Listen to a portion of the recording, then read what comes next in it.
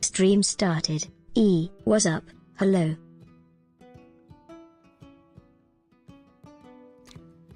Hello. Hello, what's up? Hello. Hello.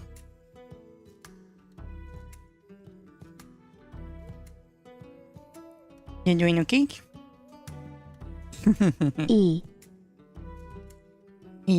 I'm okay? Nice. So, today I received some very interesting news. Do you remember the client I mentioned who got assaulted because they were counting money in public? Well, we have reasons to suspect they lied. Yes. Because mind you, this client is basically a small family business, right? And they just lost pretty much 100K, right? So, or the person who goes and like collects payments, right? Going to like try to negotiate the debt, right? Well, this is what they told me. They were like under the impression that the client and his wife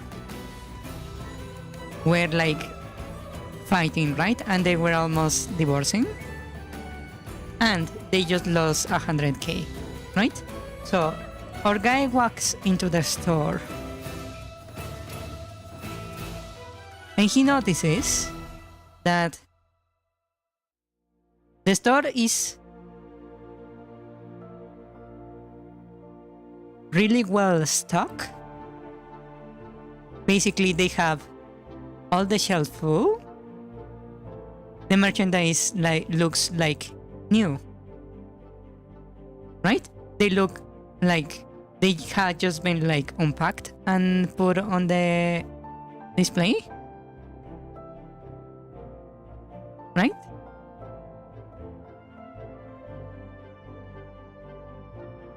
So that was very curious, right? Because we're like, hey, you just lost 10K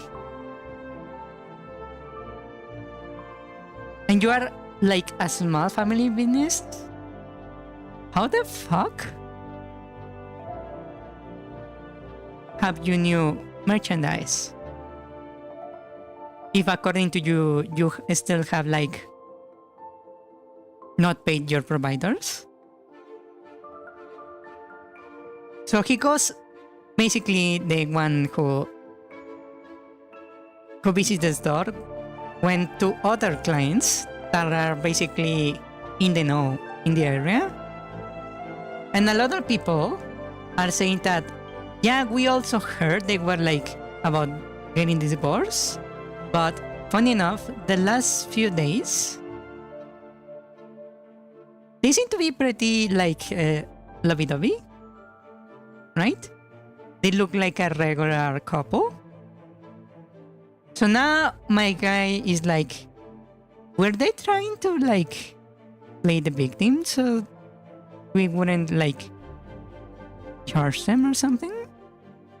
And now we are suspecting they never even like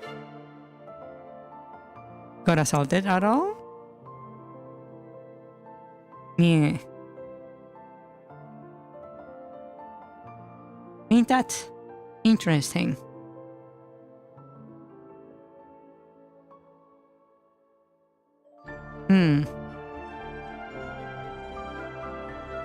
Yeah, I don't know what people in the business are going to do about that. Yeah. I'm pretty sure it's not going to end well. Because mind you, there is this, I suppose it's a bit of a not good thing, but you see, whenever there is a new player in the city selling the kind of items we do, usually between the providers of the items, especially these kind of luxury items, we talk to each other, right? So sometimes a provider, like a literal rival of us, comes up to our business and they go, hey, I got this new client. What do you think about it? What do you know about them? And if we say, hey, last time they bought from us like 50K and they didn't pay, they will go, oh, good to know.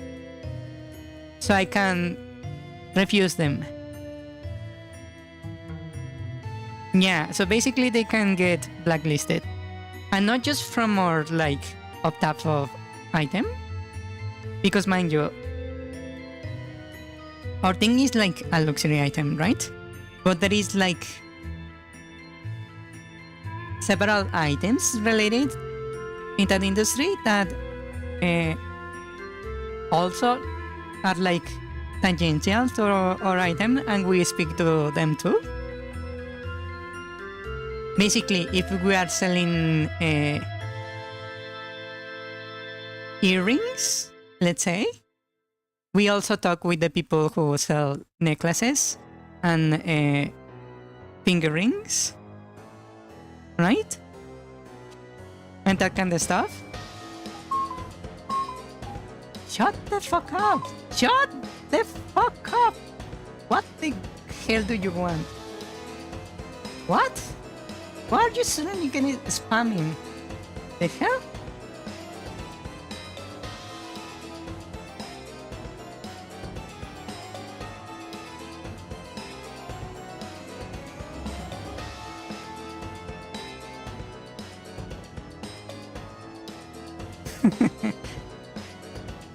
Okay, going back to the subject.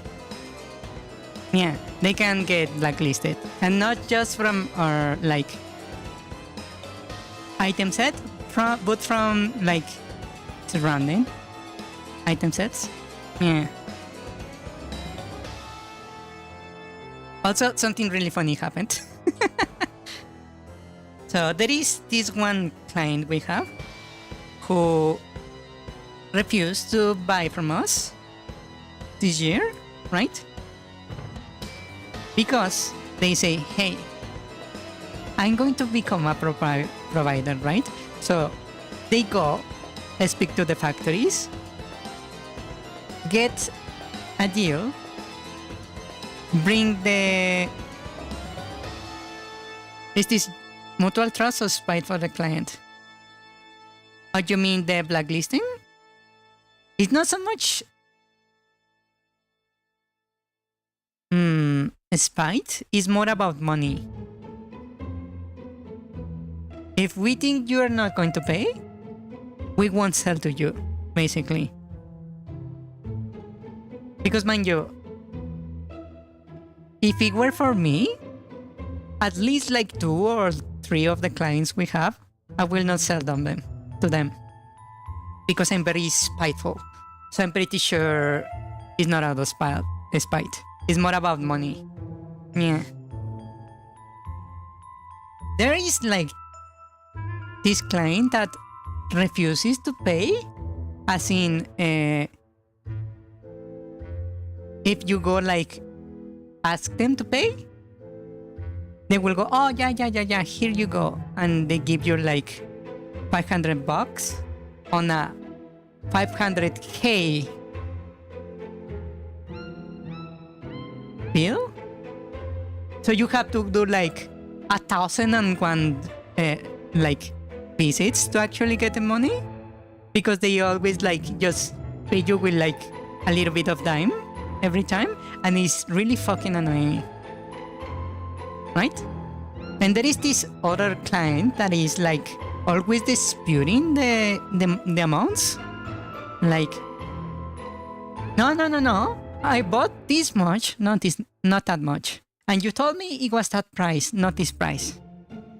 And he's like constantly debating the fucking bill, even though it's like set in stone and he already signed it. He's like, I would like literally drop those clients immediately.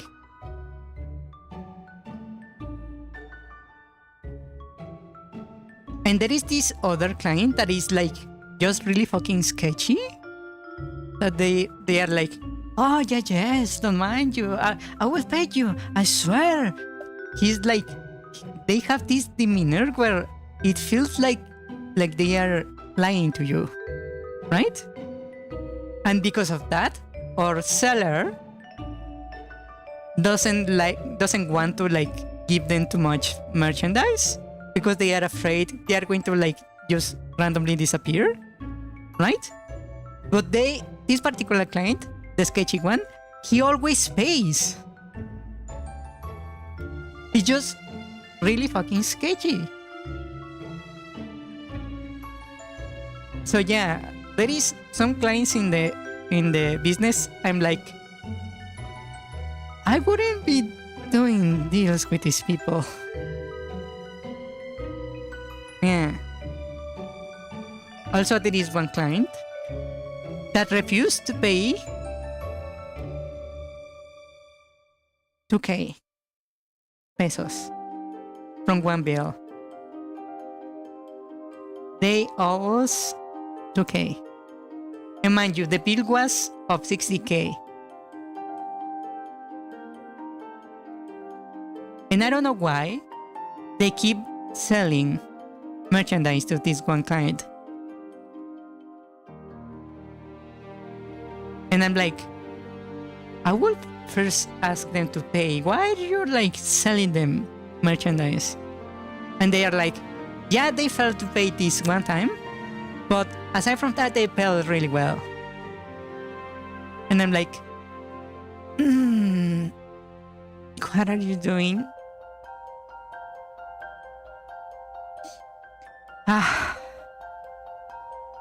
And now we have this like client that is like pretending to get assaulted to maybe try to get out of a 100K bill.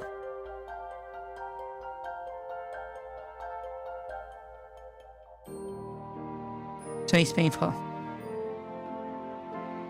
Also, mind you, I have a few clients that are also really fucking annoying, but they are like, no, it's not that they're like untrustworthy. They're just like dumb. Because mind you, there is this specific period before Christmas that is between the 15th of December and the start of November, right? Where you have like this like really high like period of time where you get a lot of sales, right? People are buying like crazy, right? And you will think, okay, this is like the sweet spot in the season where you can get as many like stuff sold as you want, right?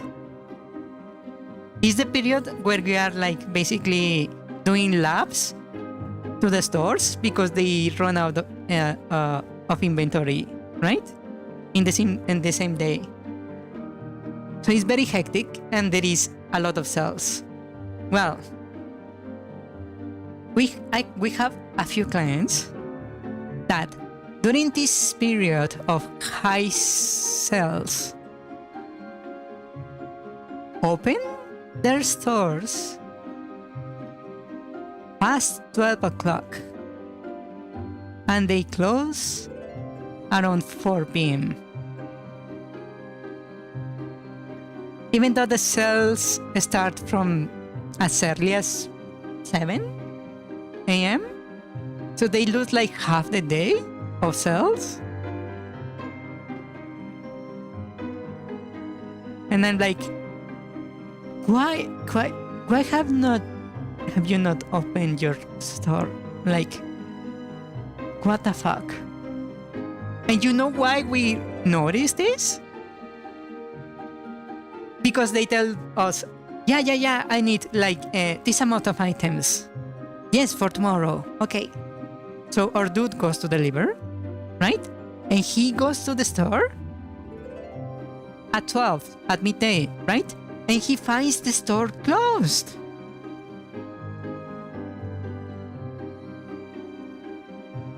Even though they ask us to deliver the items at that time. There was this one occasion where one of those clients told us, yeah, we need the items. Okay, my guy goes, right? Stops at the store and I get a call. Hey, the store is closed. So we call the client. Hey, where are you? Oh, I'm sorry. I'm still at home. I'm on my way. I'll be there in 2 hours.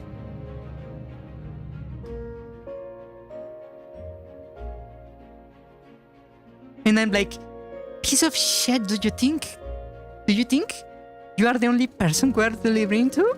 We're not going to wait for you 2 hours. No.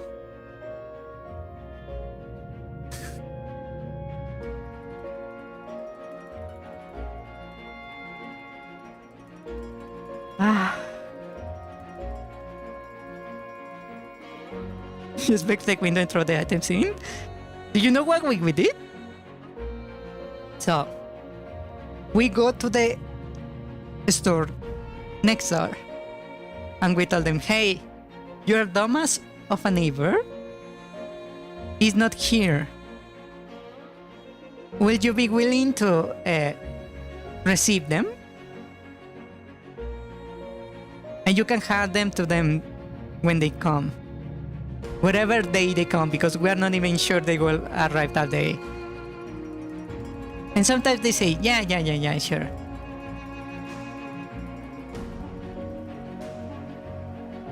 In other times, our dude had to be standing there doing nothing for 2 hours.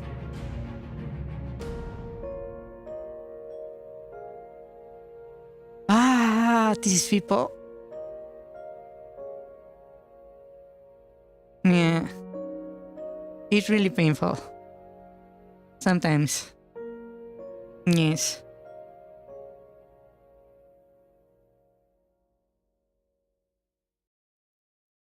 Do you wanna know? Oh yeah, I was talking about it.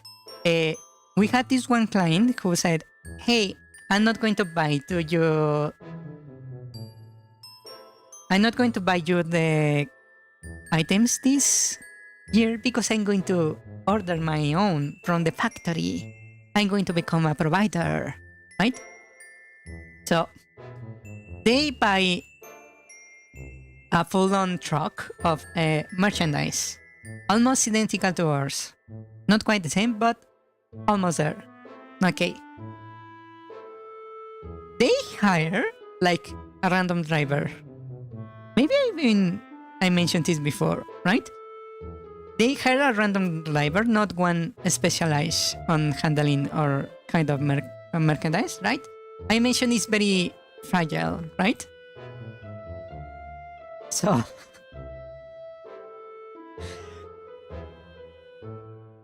the truck arrives. 30% of the merchandise was completely destroyed.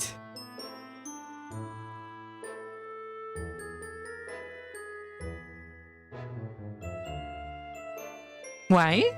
Because even though this client turned provider told them, hey, I want you to go through the tool booths, right? I want you, don't go in the freeway, go into the one with the tool booths. Because the one with the tool booths It's better maintained. There is no holes, etc. Right? There is no bumps, so there is less chance for the merchandise to get destroyed. Well, this Domazova driver said, yeah, and then took the freeway. Because he was planning to pocket the tool boat money. But when the merchandise was like utterly destroyed, the client slash provider told them, hey, what the fuck did you do? No, it's not my fault, blah, blah, blah, blah, blah, blah, blah. Give me the receipts of the tool boots.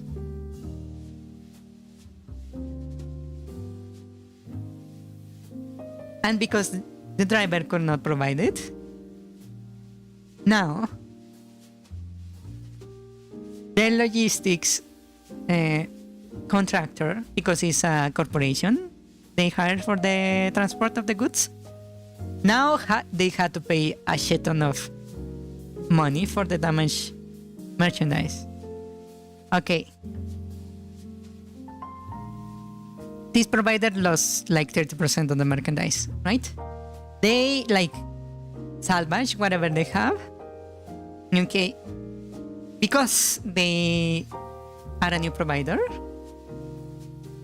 without experience, they didn't think about the fact that, hey, it's nice that you bought the merchandise and everything, but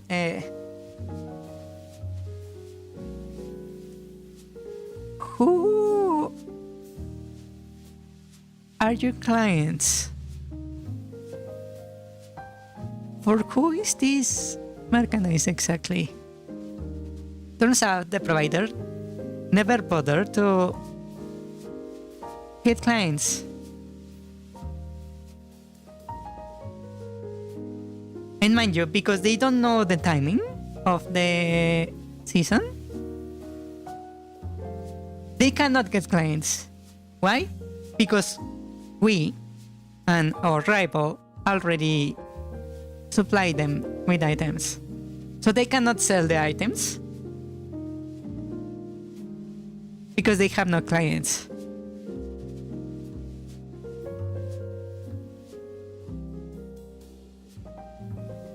Oops. Okay. Fine, they say. If we cannot get clients, we will just sell it ourselves, right? They were previously our clients, so they know how to sell, right? Well, because they were not planning on opening the local shop, they didn't rent a space, right? Well, they had to get one on the last minute, and obviously was one of the worst located shops in the district, right? And it was even worse because the local next to them, it was a Christmas tree local where they have the naturally grown trees. They're in display for people to buy them, right? So they have this wall of trees hiding their local on a corner, on a dead end. So most people don't even know that there is a shop after the trees. They think the trees is the dead end.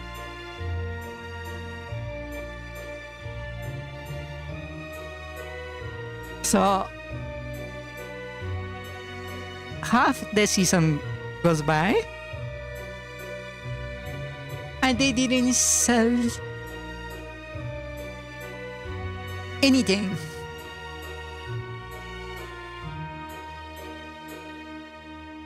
So the client, turn provider, now is very desperate, right?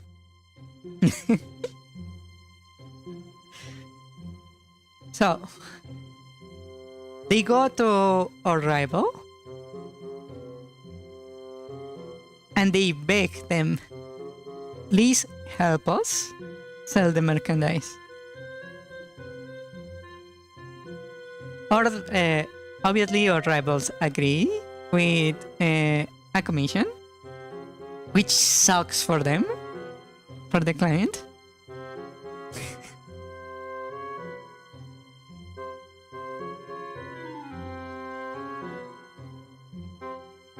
And as far as I know, I don't know if they managed to actually sell everything.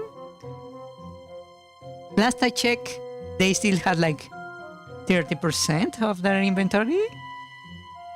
And mind you, in my city, I believe on the 20th of December, it's basically impossible to sell the merchandise anymore because everybody already bought everything they need for Christmas. So there is a chance their investment now is in stock as merchandise for at least 1 year, because our merchandise rarely sells in the middle of the year. It almost always sells on Christmas. So their money is now frozen for a good while. Ain't that lovely?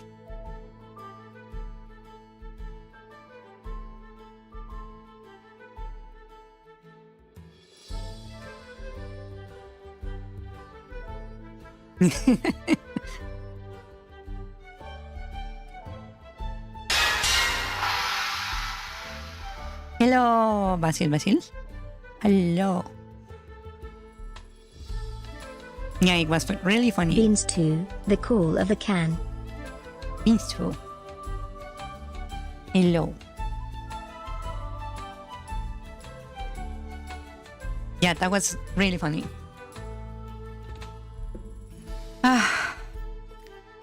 Also, here is another thing. You know how I'm the one handling the money, right? Well,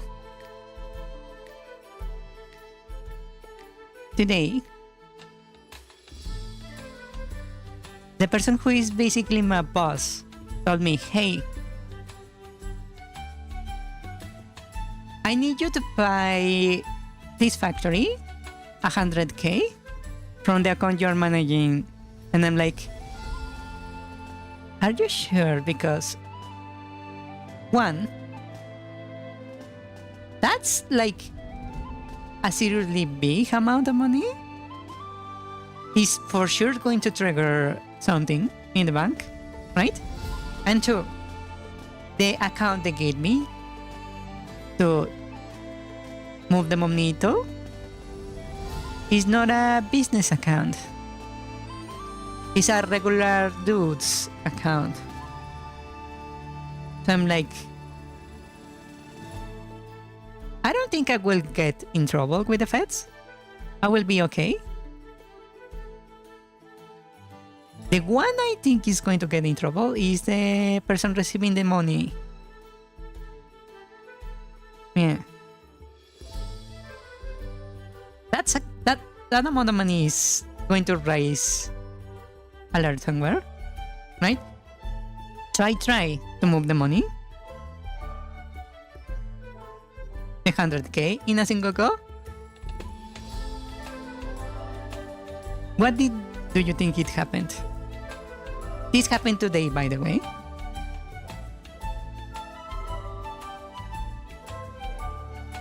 I sent the money,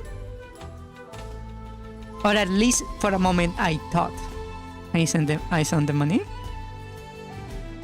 Now, what happened is that I got a little notice from the bank telling me, hey, this operation has been blocked for security reasons. We need you to prove your identity and the source of the money. So now I need to go to the bank to talk to them so they can unfreeze my account. Ain't that lovely? And if that's happening with me, someone who like moves significant amount of money all the time, I can already imagine the kind of like shitstorm the one receiving the money is going to get.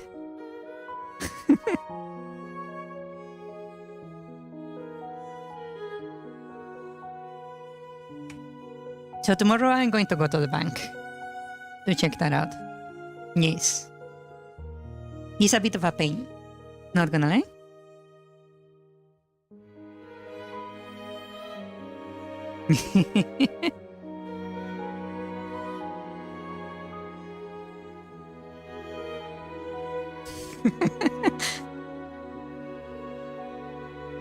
Ah.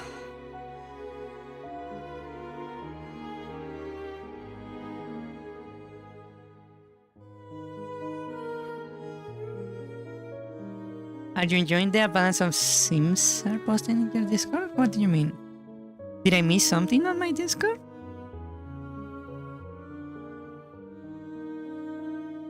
Huh?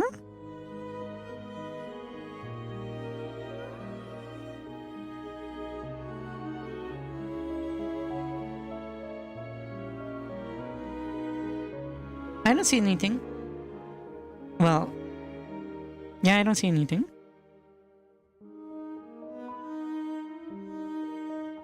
Huh?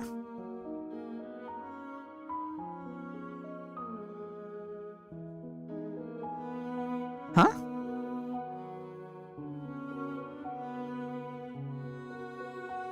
She didn't notice? What do you mean she didn't notice? I have alerts for our channels. I don't see anything.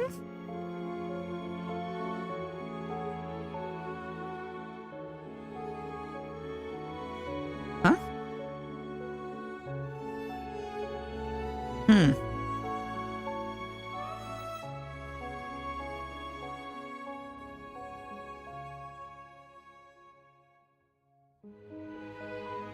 Ah. It's like throwing a snowball, missing and then calling the avalanche.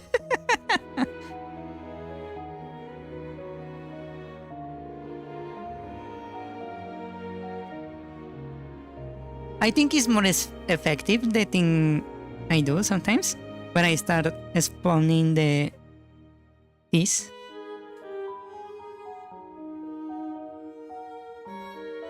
Yeah, that's more effective.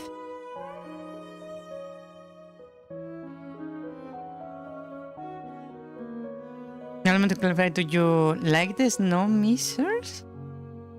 Snow measures speeds? Huh?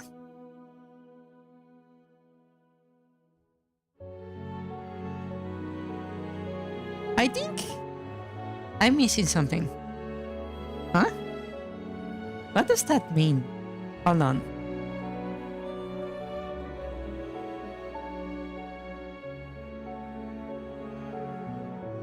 Oh, it's the name of a character.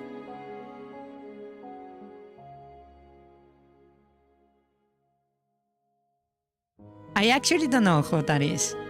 Yes. You guessed correctly. I have no idea what that is.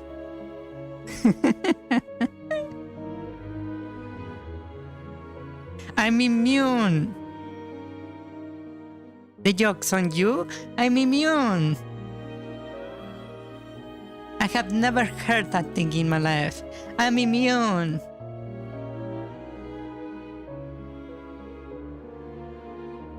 I don't know the Grinch.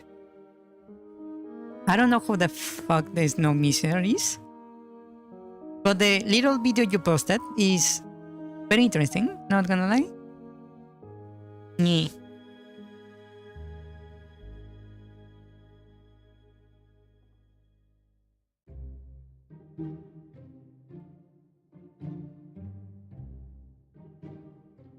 Okay, shall we move on to the game development? I was actually doing something interesting that you might like to see. Stream started. E, what's up?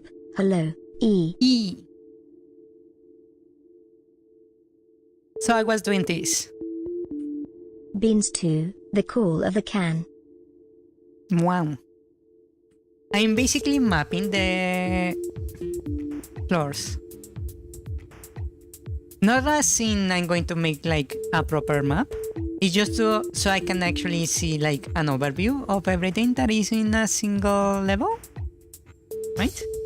So I was working on that.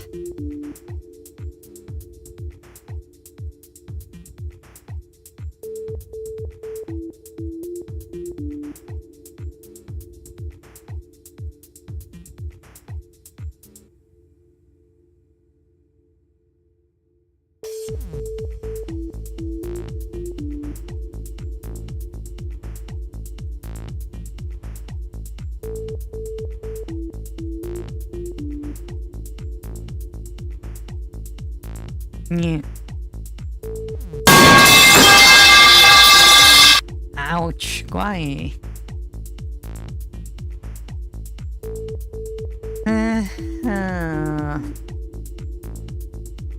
I wish I could like sort this in a way that made more sense. Okay, this is 3. 8 1, 8 2, 7 2, 7 2 4. This is one I'm missing. Hold on. This one. So what I'm doing is basically this. I just post it. I really fucking hate this thing that doesn't let me select stuff correctly.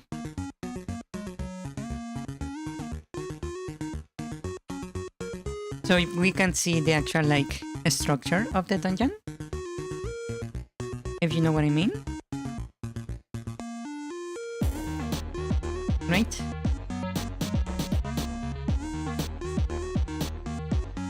One, 0, 1, 1, 1. Okay, that's the other one.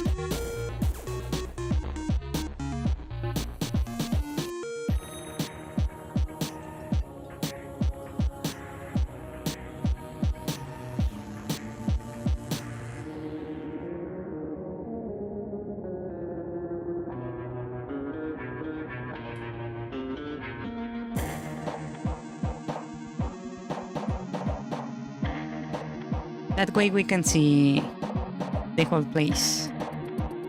Right? This is F1. F1. Yeah.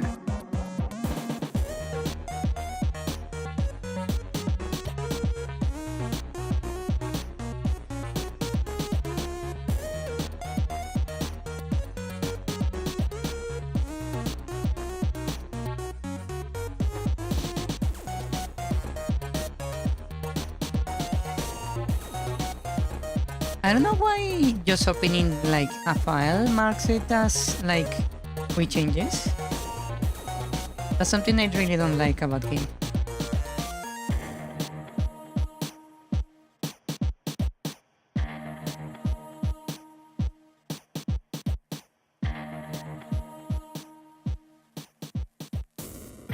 Okay, that's F1, right? Let's do the next level. So,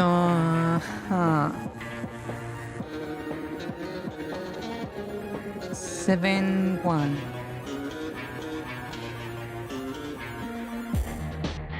Seven 1.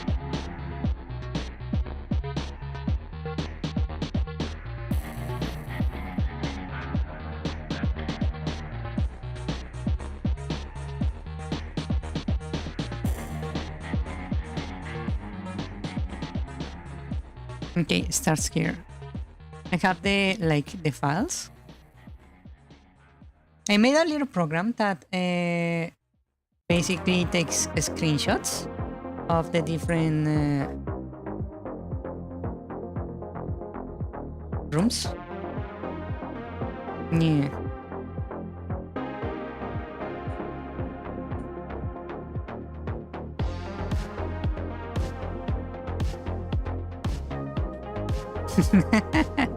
Meteor?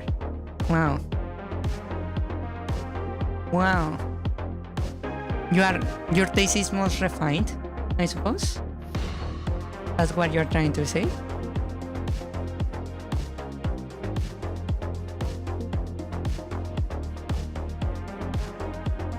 I thought it was a bit random in general.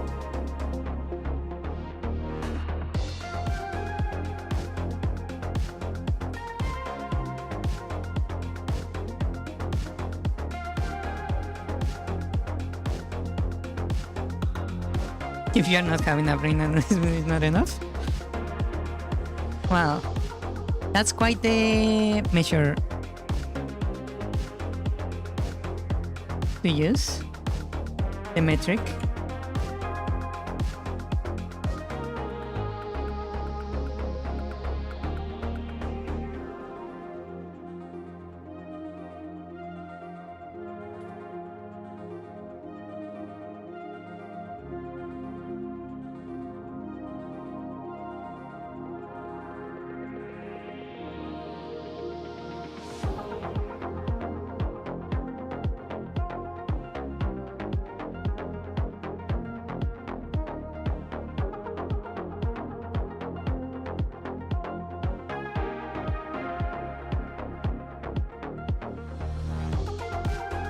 Okay, let's see.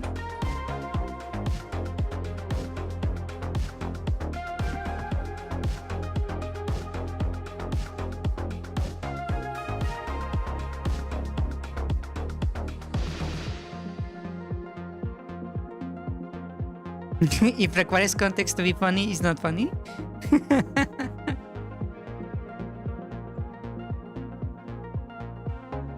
That's actually a very good point.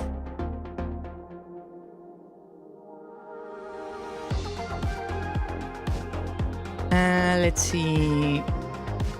This is a 1413. 5, 6, 1. Okay, I want to make the core of the room first.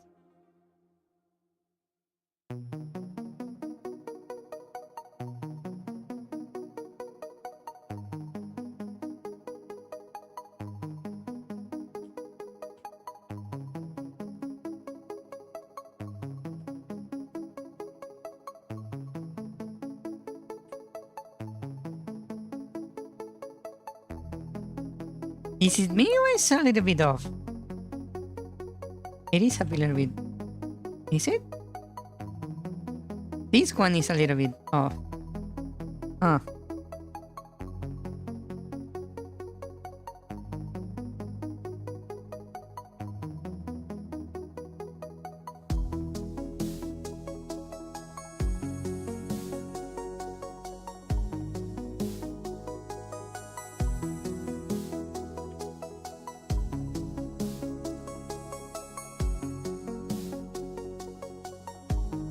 Well, like this is easier to see any issues in general.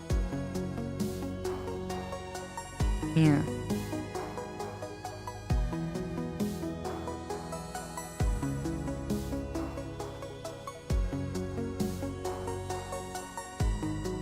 This also is a little bit off. That's weird. Huh.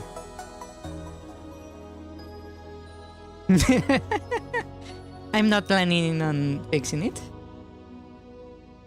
You know why? Because these screenshots are going to change constantly. So I'm going to be overwriting this file a lot.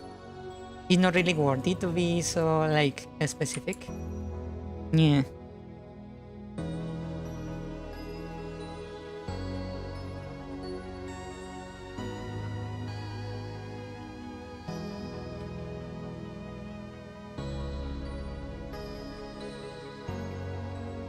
This also is off. Huh.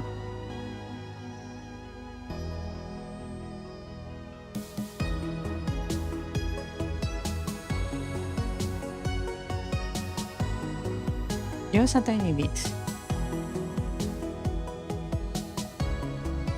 This way you can see more the lion without being so confusing. Let's see, I'm looking for the 8th one right here.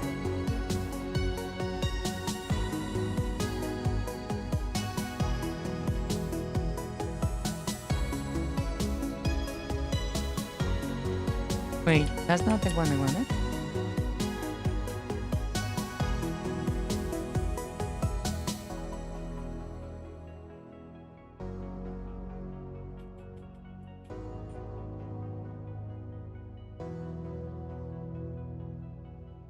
Yeah, why is like off a little bit? That's so weird. Huh.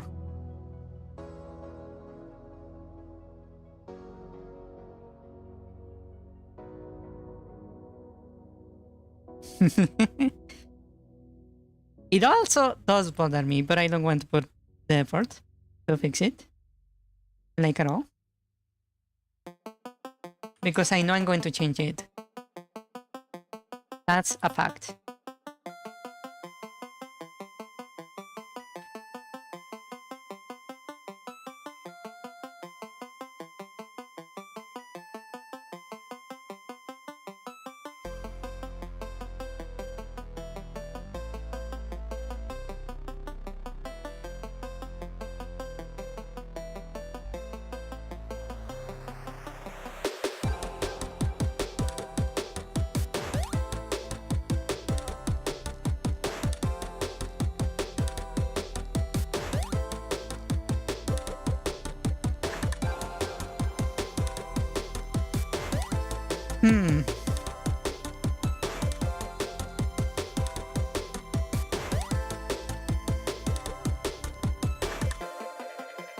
You know something I've been planning to do?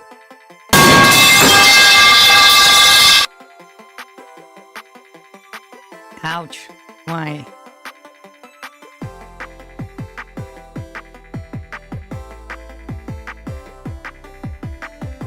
Ah.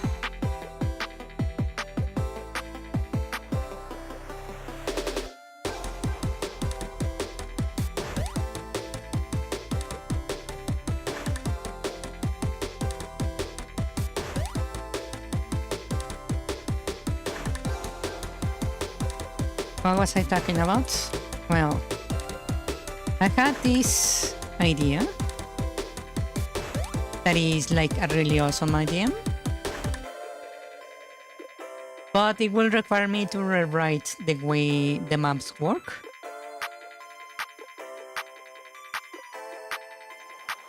Like how you can transition from one map to another. I'm not gonna lie, I'm very tempted to do it. The only issue is that it would be basically redoing the maps again. No, I don't want the smooth scroll. I wanted to make... You know how you can fall down to the map that is below, right? We were talking about testicles. You wish we were talking about that. But I shall not indulge you.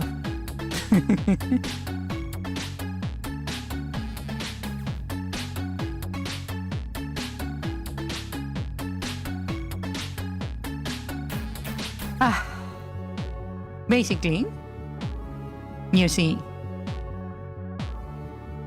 there is this thing, one item that is going to be showing up in this particular dungeon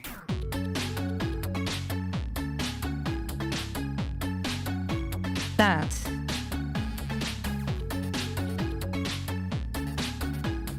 may or may not affect the way falling down a hole works.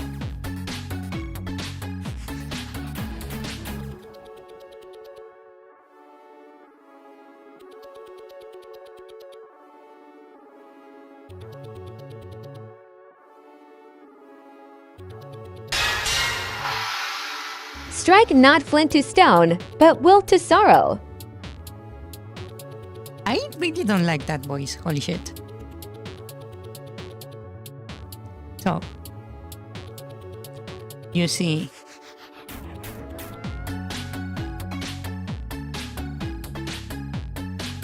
not really. You see, there is this item. Imagine the hook shot. Something very similar to that. But think about this. I will let you use the hook shot while you are falling in a well-enabled inertia. So, for example, if you are falling from let's say you have a hole up here, right? And if you are falling through the hole, you can use the you can use the hook shot to hit a target mid-fall, right? So you can like ricochet into the side, and if there is a hole down there, you can avoid it together completely, right?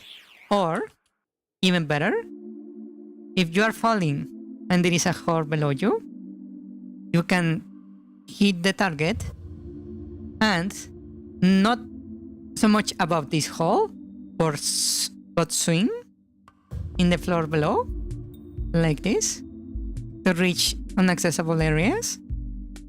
So you will need to like go to the top over here, jump down while you're falling on the second floor, hit the target to land in a special place on the third floor.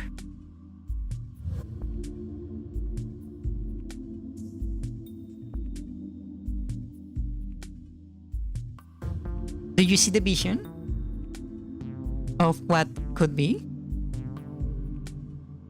Can you imagine the nonsensical tricks you could pull off from that?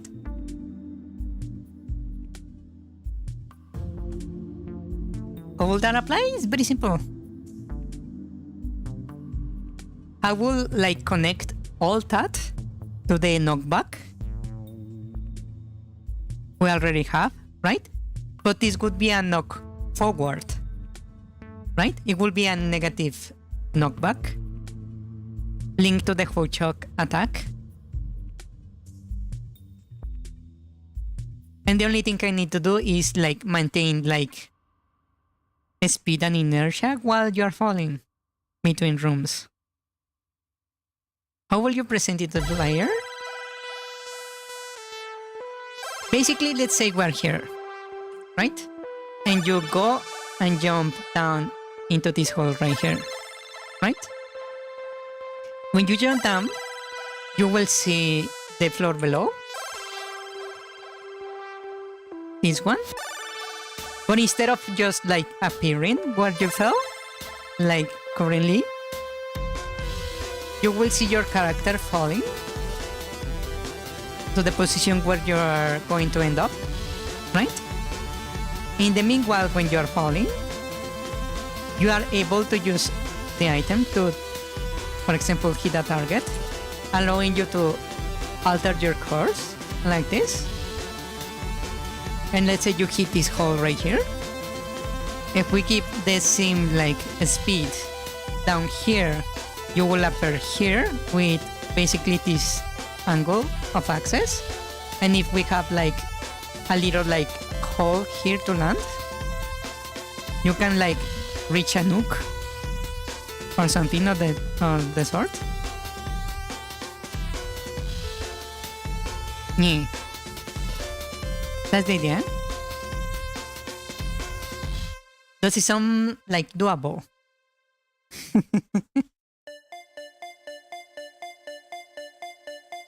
Or does it sound a little bit too esoteric to actually make sense?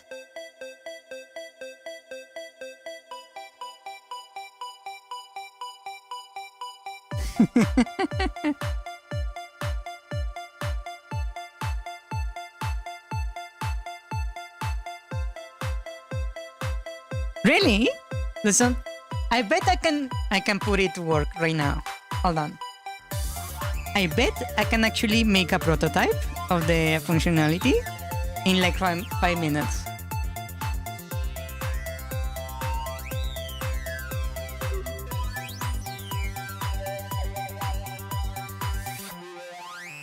Hold on.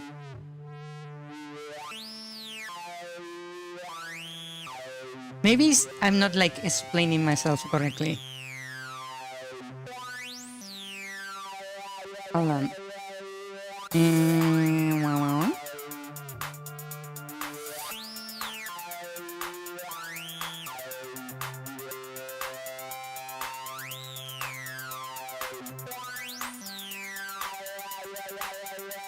Okay.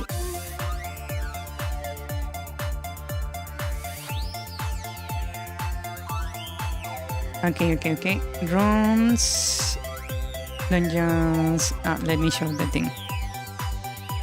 I need to fix the stupid script again. Okay.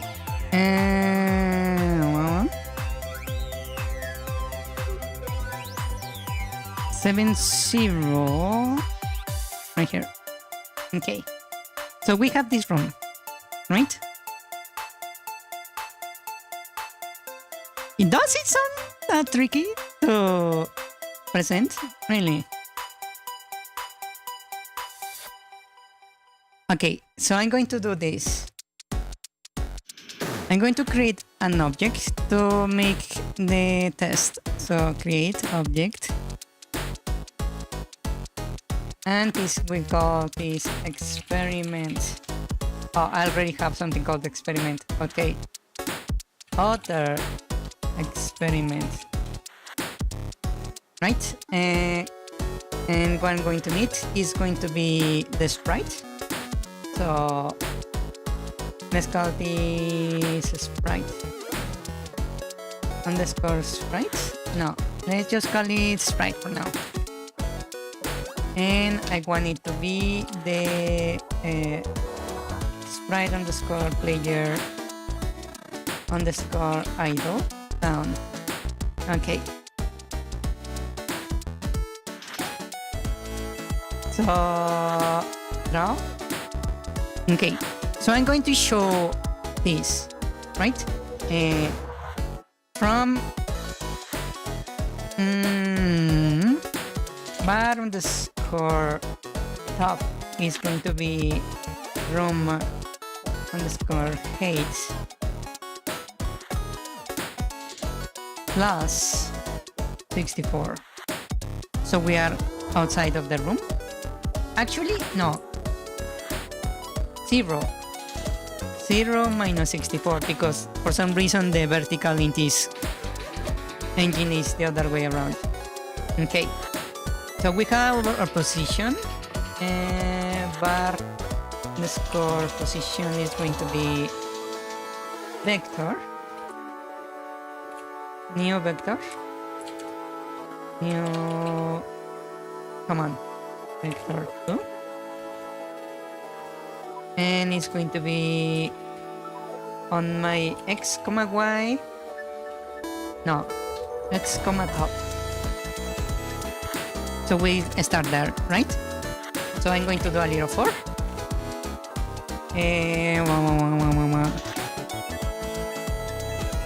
For. I don't actually need a for.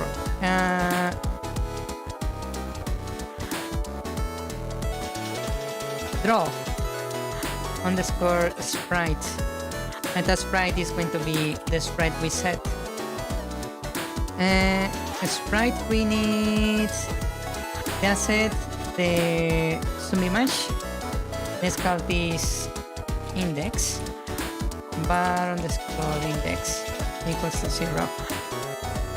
Okay, and we need what is the position.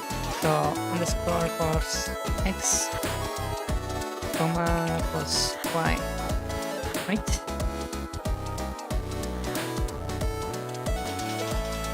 And what I'm going to do is simply say hey, we draw the thing and then position on Y minus minus. Right? That will make the sprite come from the top, falling down, right?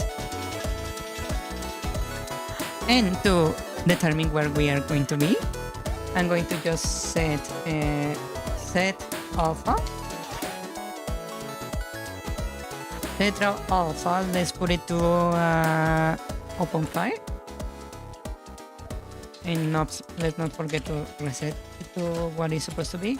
And I'm going to draw a circle right on my position with a radius of 32 pixels. No, 16.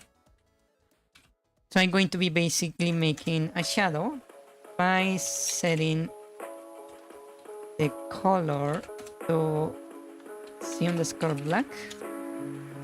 Right? What are you missing? Outline false. So this is going to be the shadow. Shadow. This is the sprite we're showing.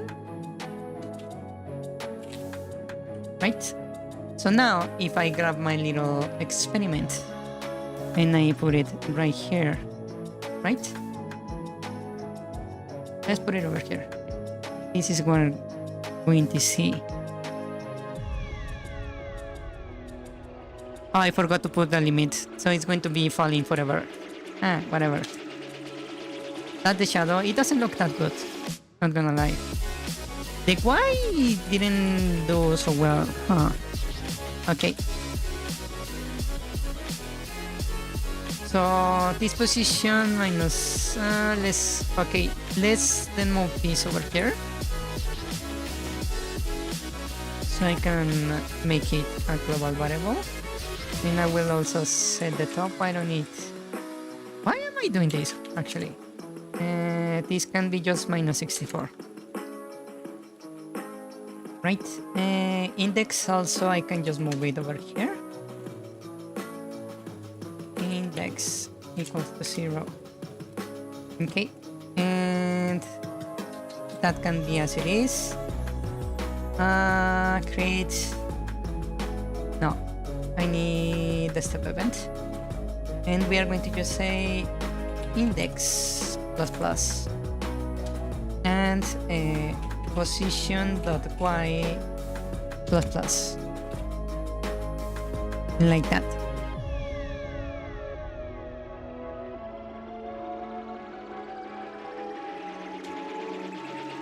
In Crash, lovely. Hold on. I forgot to remove the underscores right here. Like that.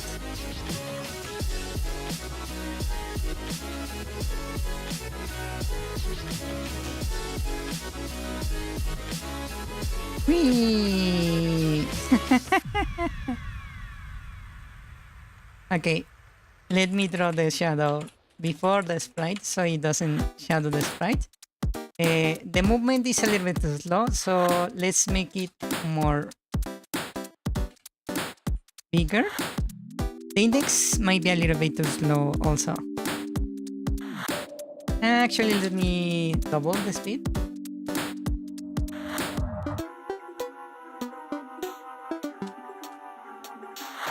Okay, that's doing it better. Let's cap it to the position we're in. So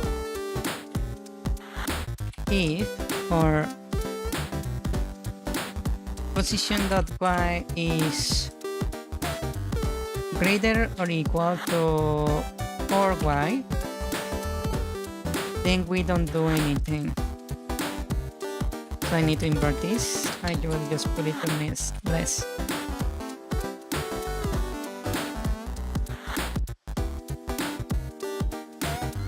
My issue isn't with the font itself, but how are you going to present the hookshot on the vertical sync with the two-tone environment? Ah, I see what you mean. Hold on. That looks okay. As a fall, a little bit too slow. Let me double the speed.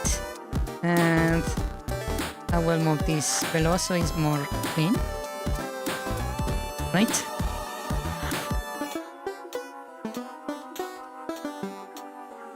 Okay, we have a nice move right there.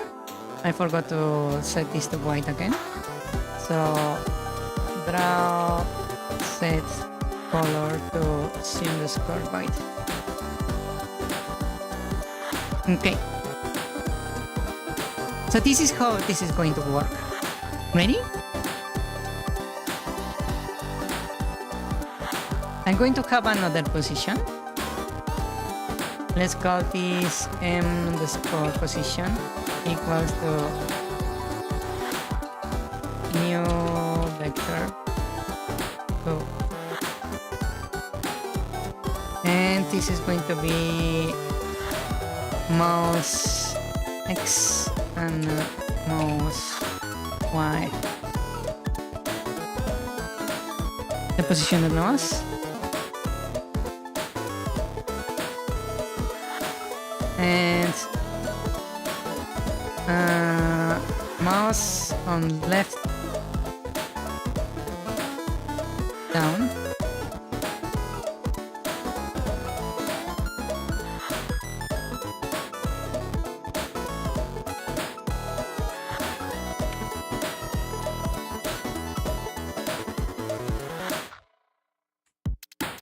Okay, draw. Here I'm going to say draw if m_pos.x is not 0 and m_pos.y is not 0. We draw the score line from a pos.x pos.y to mpos.x to mpos.y.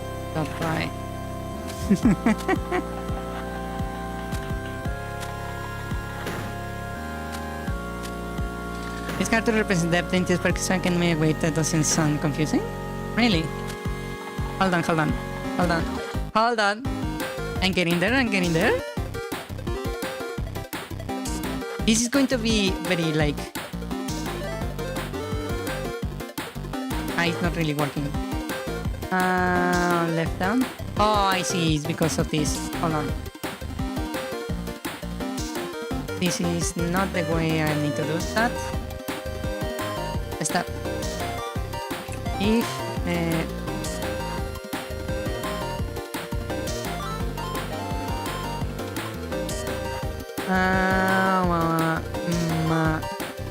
mouse check button press.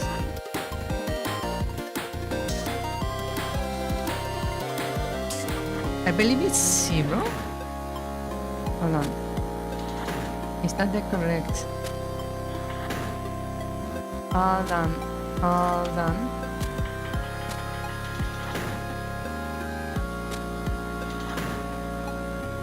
Is this the correct function?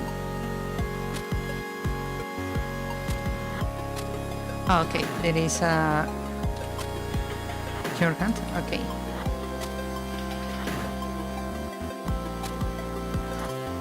If that, then m_pos equals new vector. Let me remove this because it's blocking me. Vector to mouse x and mouse y. Okay.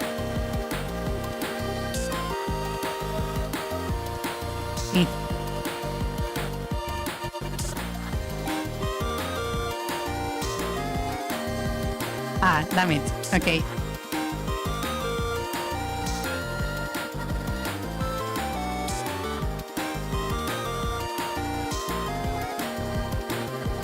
Oh, speed. equals to 8.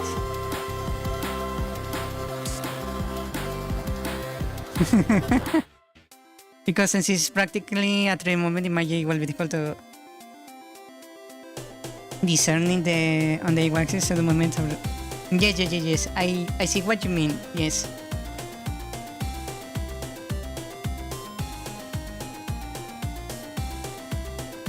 Hold on.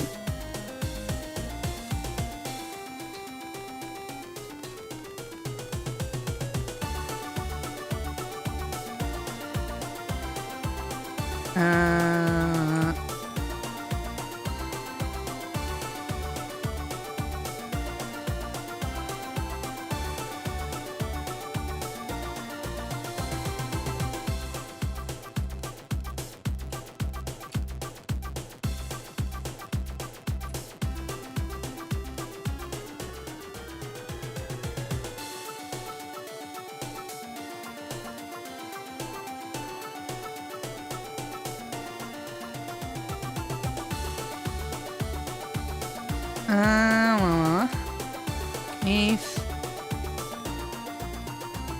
impulse is greater than x, if it's greater, it has to be to the right, so I can do this. In else, I can do the other thing. Minus. I'm speedrunning this feature just as a demonstration.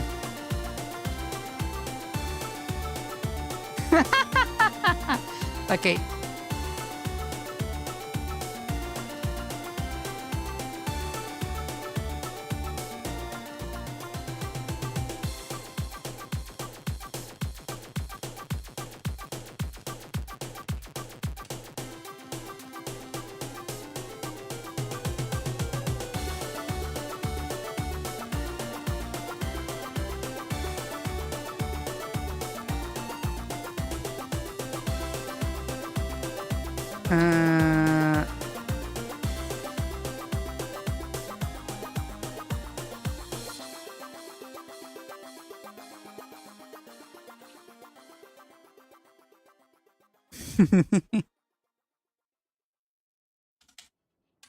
Ah, shit. Too late.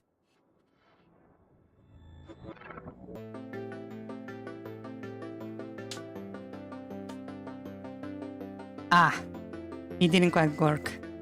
Damn it. It went to 0 too fast, basically.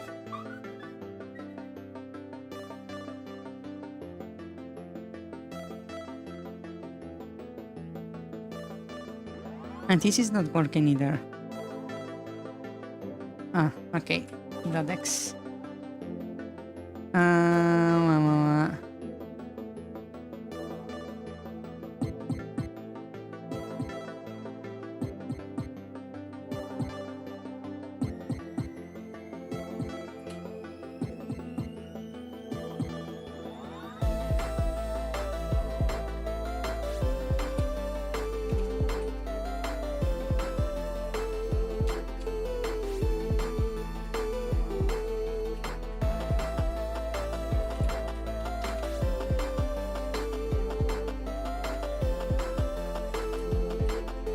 Okay.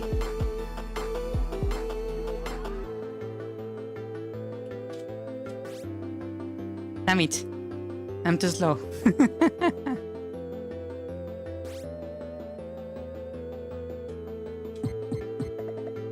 Damn it.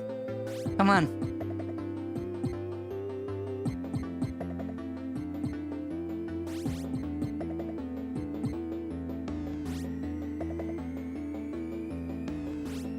It's not quite working. Maybe if I slow this even further.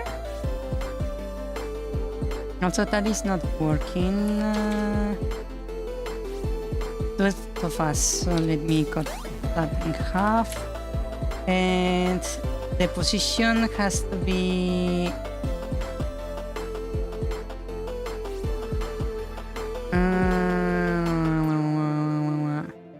I have full speed right here, so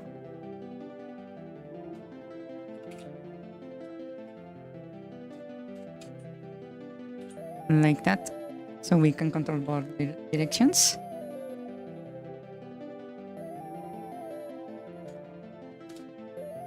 Ah, still too slow. Damn it. And I also need to modify this one. Okay. Just making adjustments really rapidly. Whee!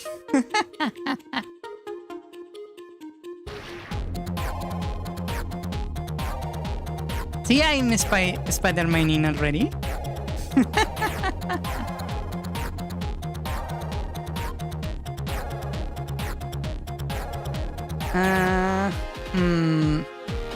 Okay, I need to make another conditional here. And then the score position dot y has to be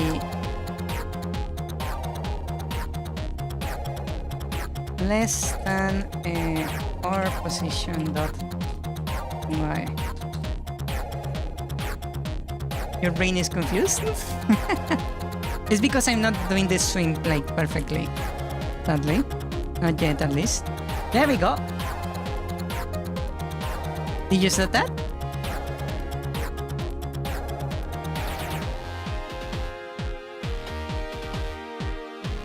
That was a really nice swing right there. Ready? See?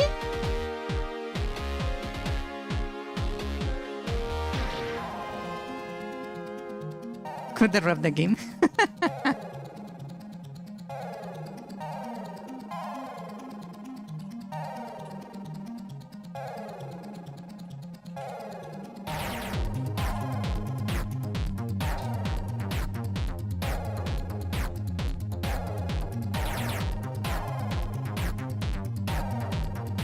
Ah, damn it.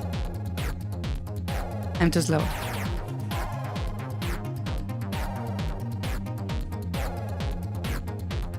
Did you see that? It's not that hard to imagine, right?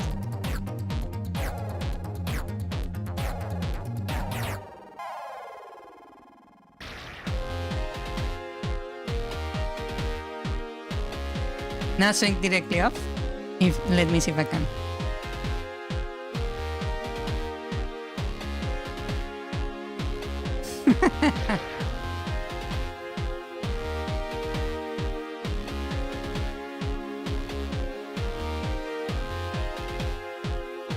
Oh, I see what you mean. Okay.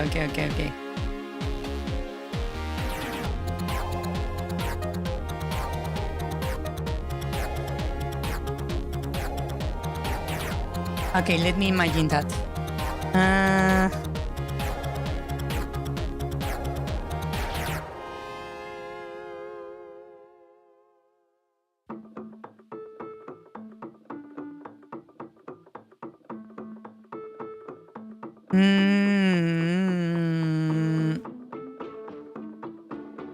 Let's call that hook time. Let's make it 10 frames by default. And here simply we say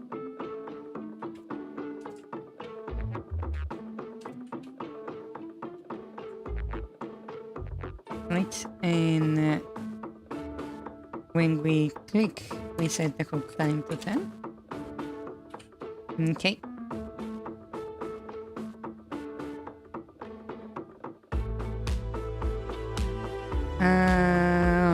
Let me see if that's working correctly. Hold on.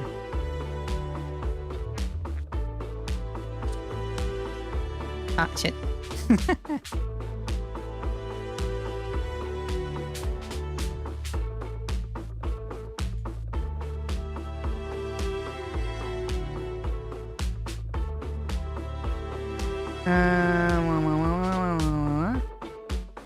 Drumline.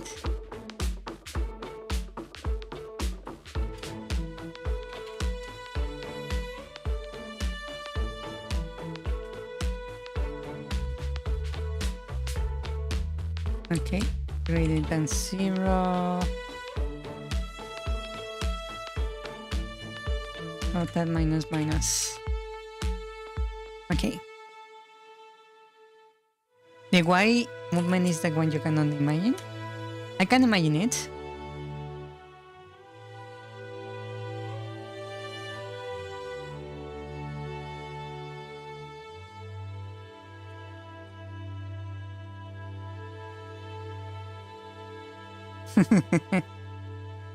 Not quite what I wanted, but almost there.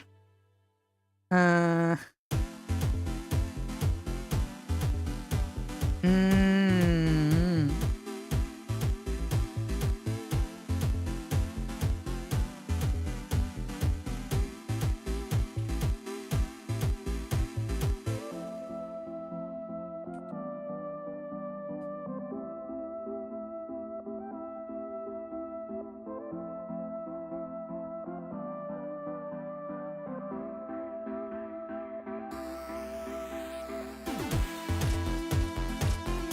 Ah, damn it.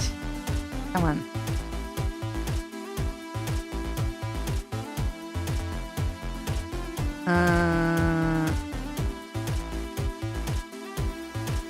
How do I set this correctly? The logic is what basically is screwing me over here. Hi, for position is not on the correct Y.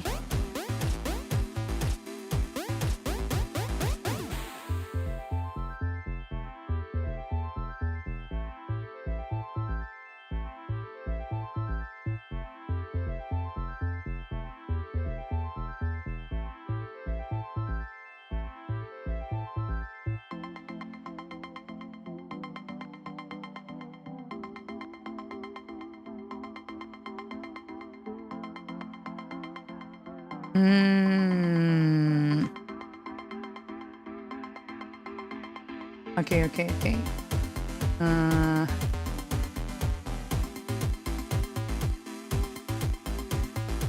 Yeah, that's correct right there. Hook time, speed, position.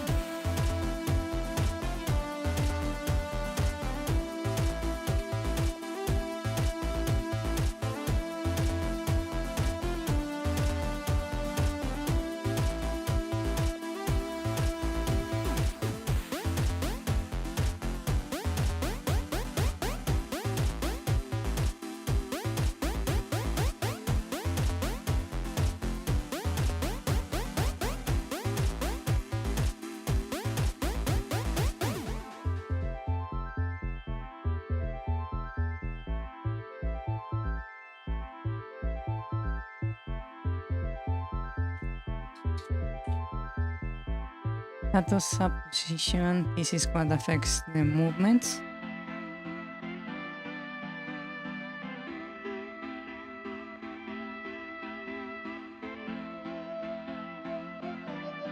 He shows the line.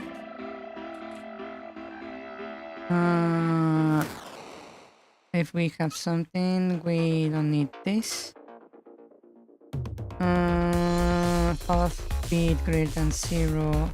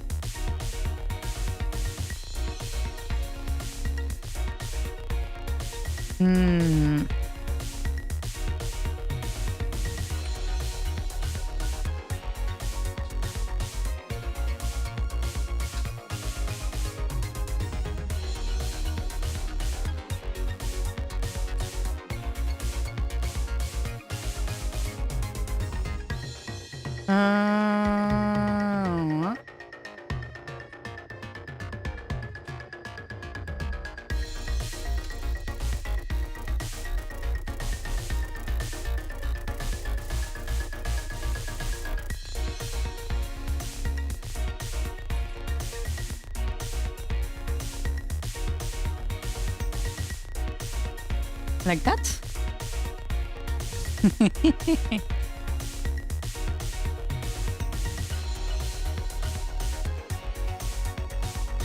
It kinda worked. I need to cut the fall speed a little bit more so it's more clean.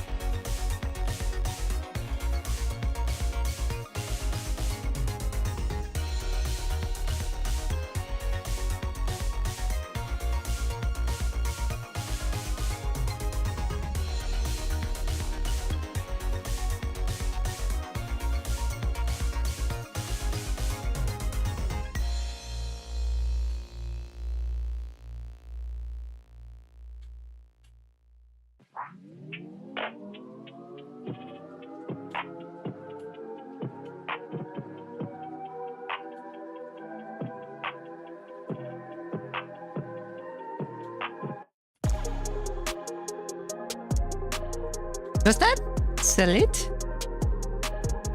I feel like actually does, right? The movement, particularly.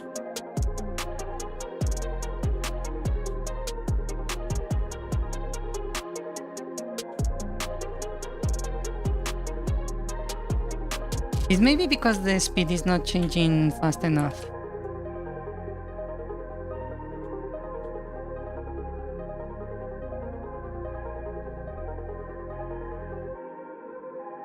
Also, what I can do is do a little decrease of the pulse speed for a moment.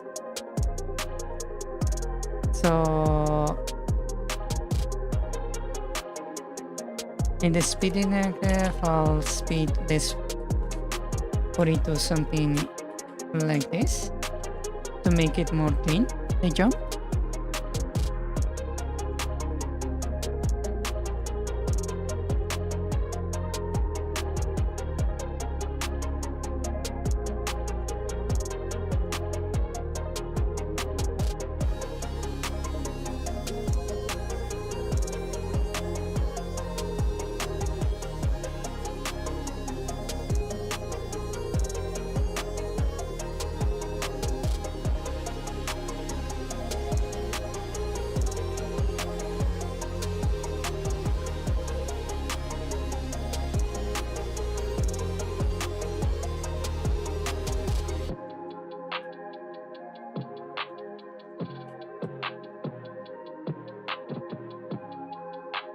Does that work?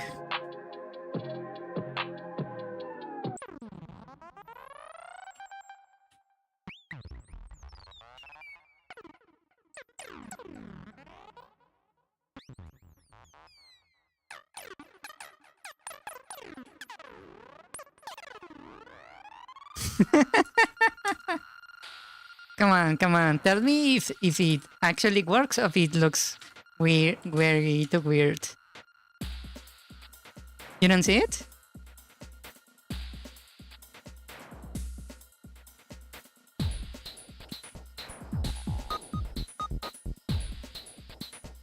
Not even this flying makes you see it? It became a fucking kite.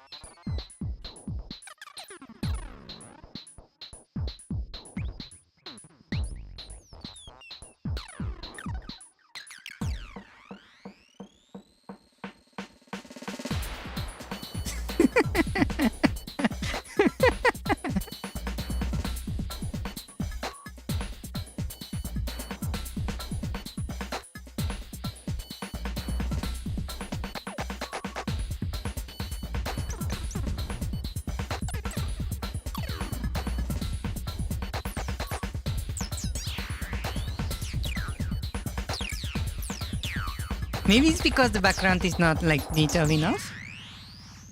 Hold on. Let me do this on the other map. 700 right here.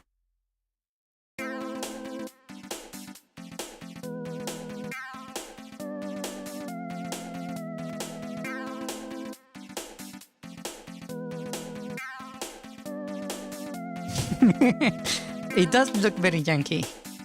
But it's more of a proof of concept than anything, right?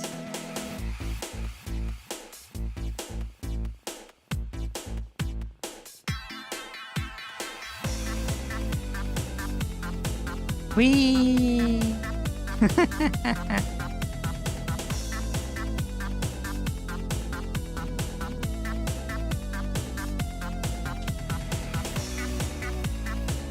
I quite literally coded this in like 5 minutes.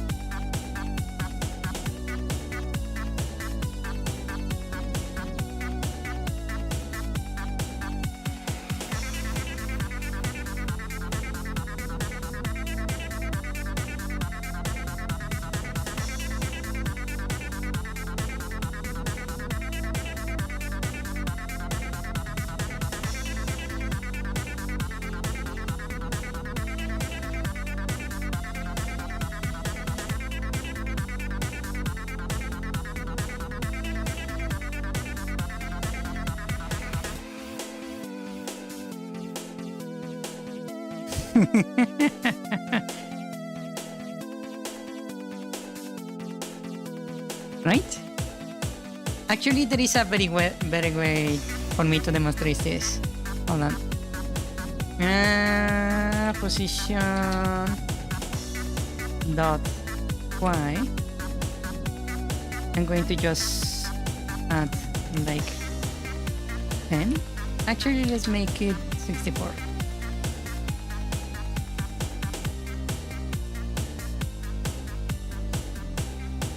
You made a balloon that was go very aggressively. Ah, wait, it has to go the other way. Meow.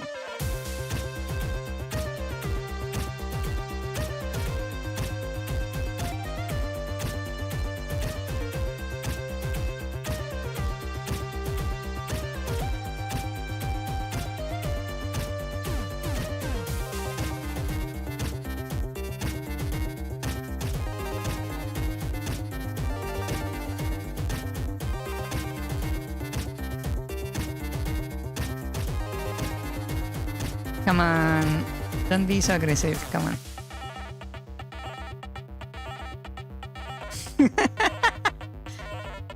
Well, you see what my goal was there, right?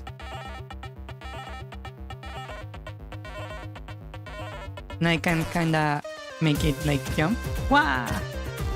A little bit too aggressively, but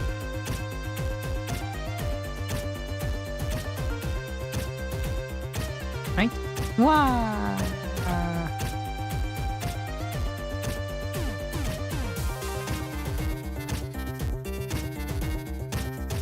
Yeah, this speed is like a bit silly in that respect, right? Ew.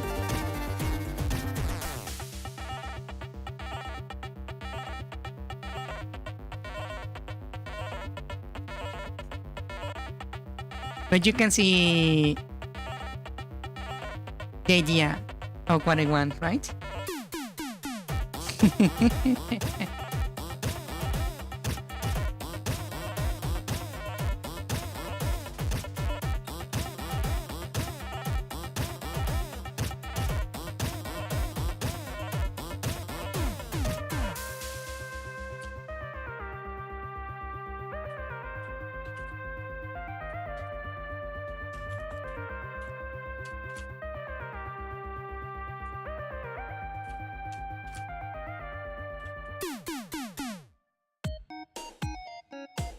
You can see what I wanna do.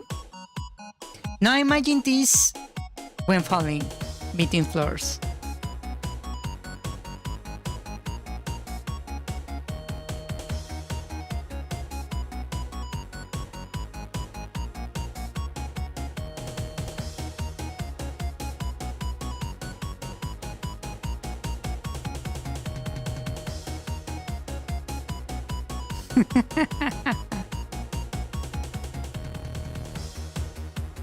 I need to add like some kind of drag to this.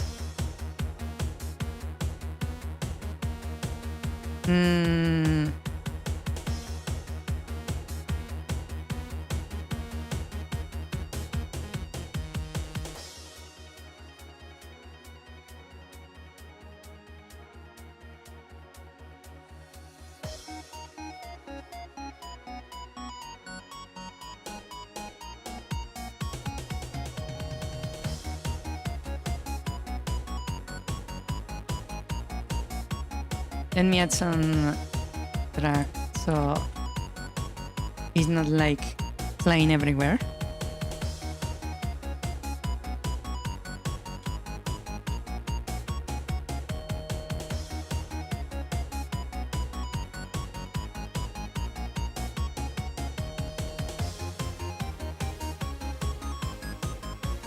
Ah, it's kind of centering now. Yeah. You can see the goal. I don't know why it's not falling.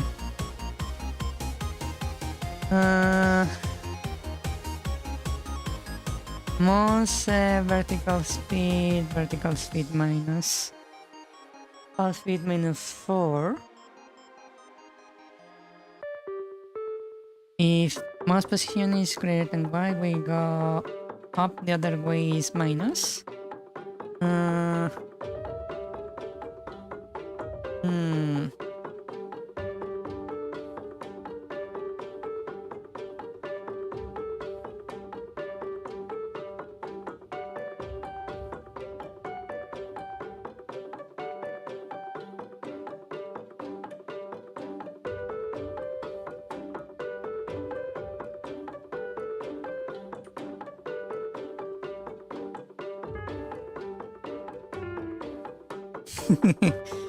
It's like the play is falling towards the sky, very hanging by the rope.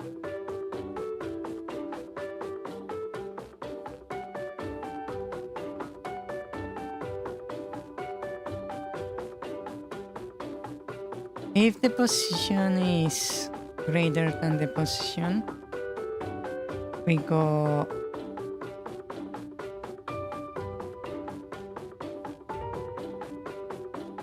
fall speed is going to the position there.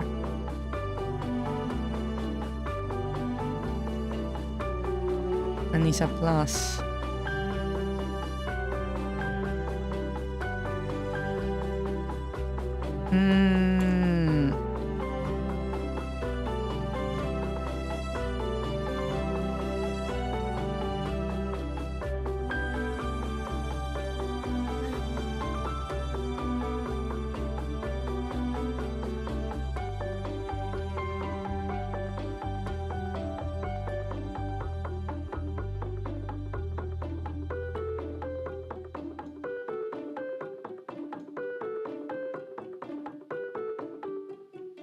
I'm trying to like figure out this. If y is greater, position y plus fall speed.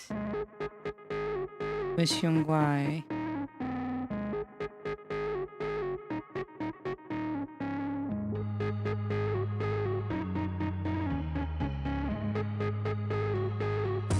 It should be working. Why is this not working?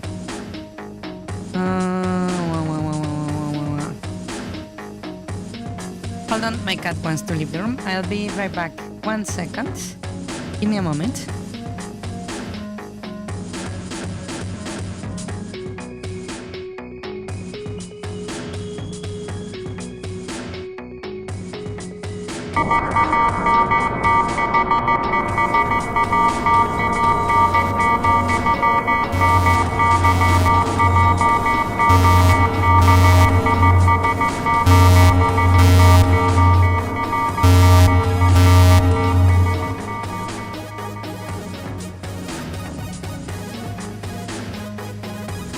Okay. So here position on Y mouse is lesser than that. So we go down. If not, we go up. So the only way this is like that big, it would need to be a very big like fall speed. Yeah, why is going up there? That should not be happening.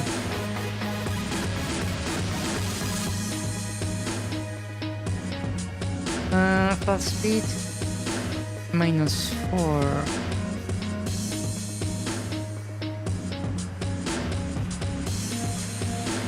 Oh, maybe this is the issue actually. Okay, let's see.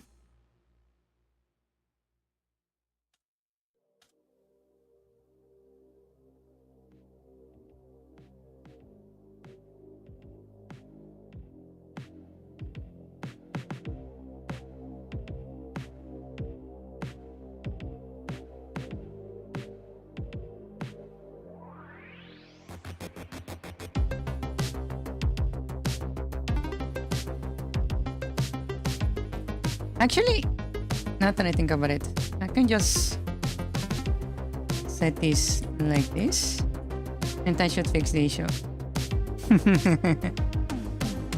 I can simulate the falls. Okay, like this. Right?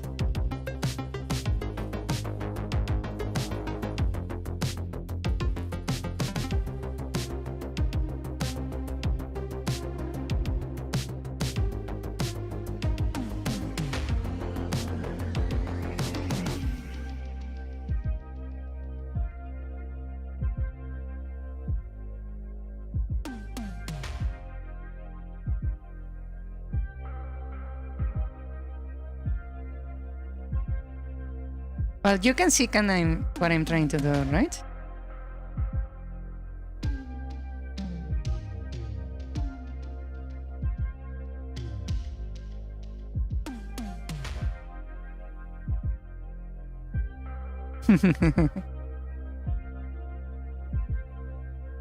It looks like an upward swing instead of a downward swing.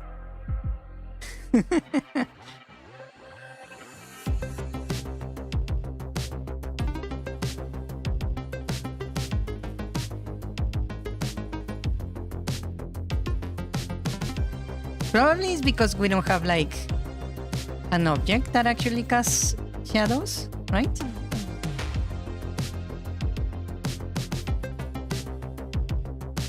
Yeah.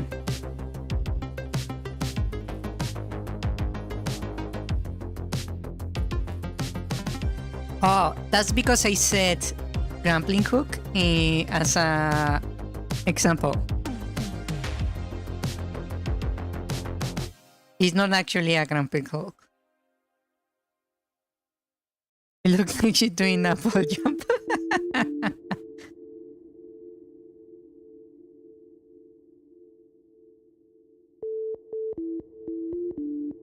Okay, let's see.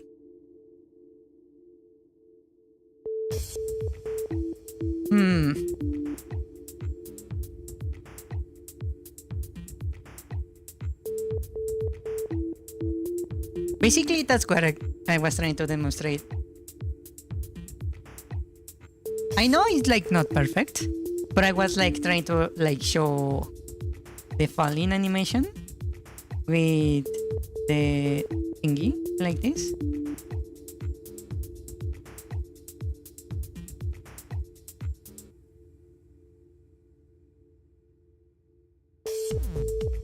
It's not perfect, but that's the idea.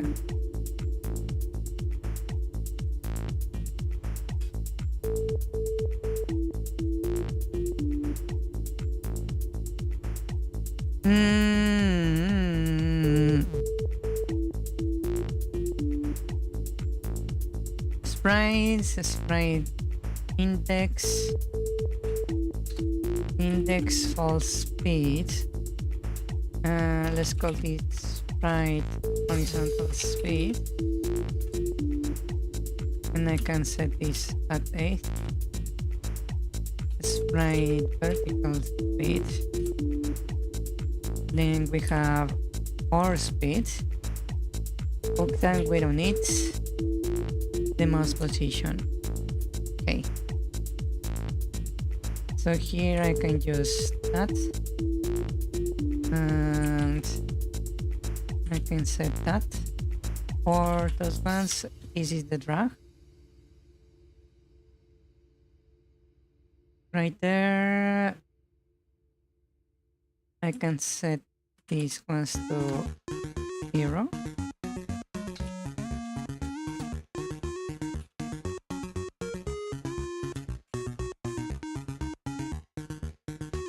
Kill that.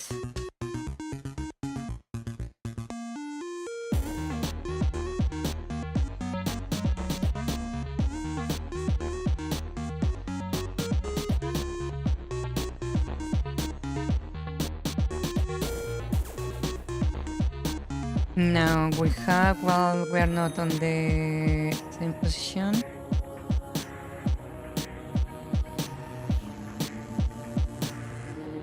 This line I can draw it, but I will set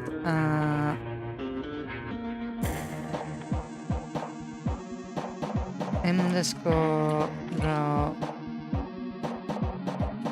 rings. And let's call this 10. And I will put this away. If entrance frame is greater than 0, we can draw the line. And entrance frame is minus. And over here I can set it right there. Let's put it to 10. Okay, and this one, mouse position, we alter sprite vertical space.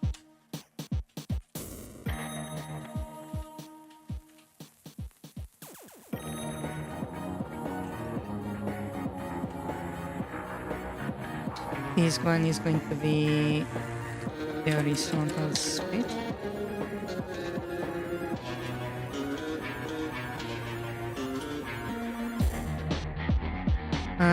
Those are the other ones, okay. We draw the sprite wherever it is.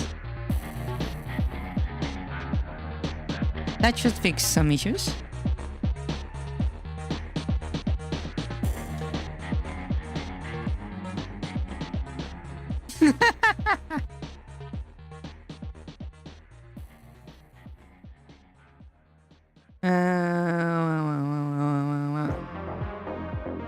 It's because we have a value here.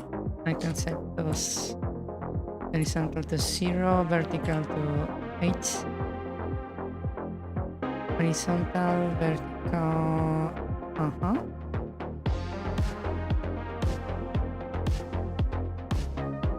And this, instead of doing that, I will simply say, hey,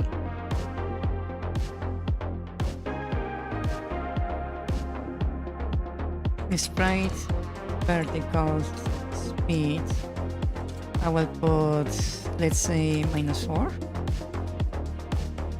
The horizontal, it depends on the mouse position here. So mouse position is going to be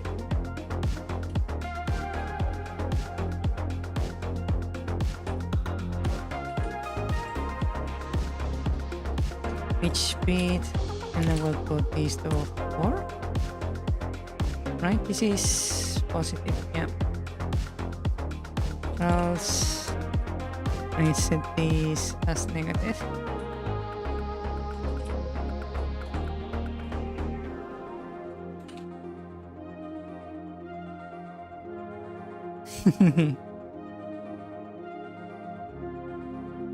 Okay, that should make it look a little bit better.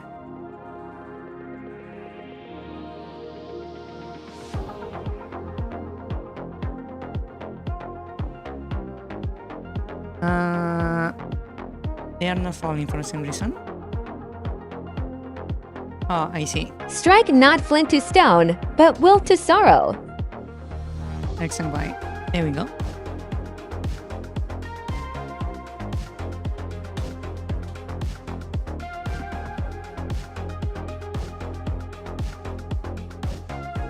Alright, because we already have the thing here. So I need to change it. No, that should be working, right? I do change that. I do have the draw here. It's probably this.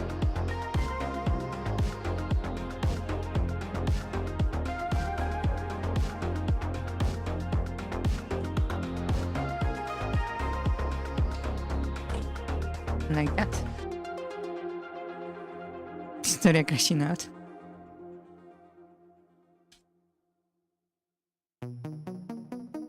Really? Come on.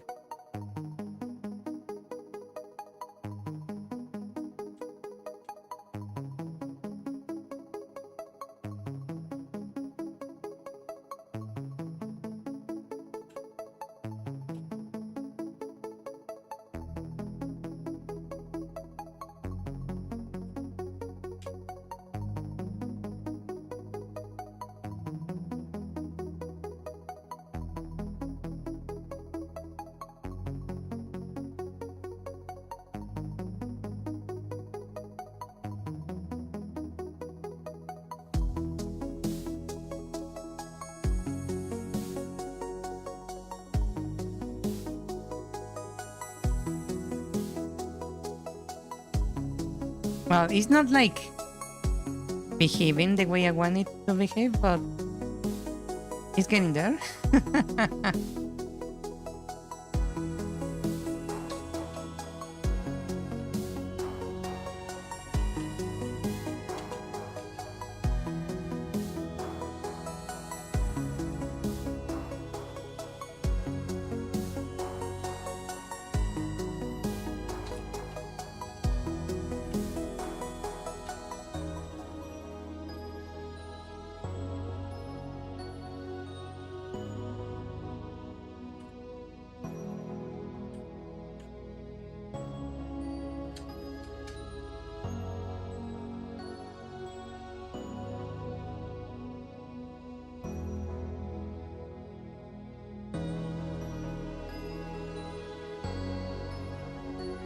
Yay! Now he's orbiting.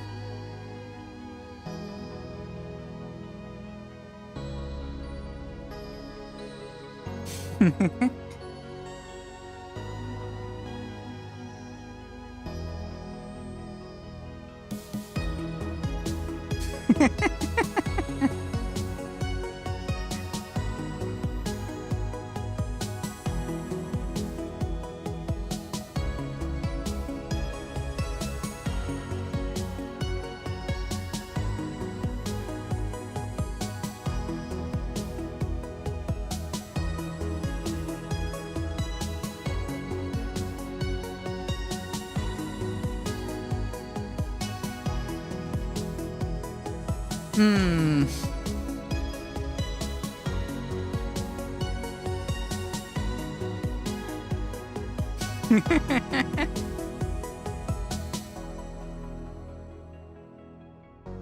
Okay. The issue here is that the horizontal speed has to be the same for both. So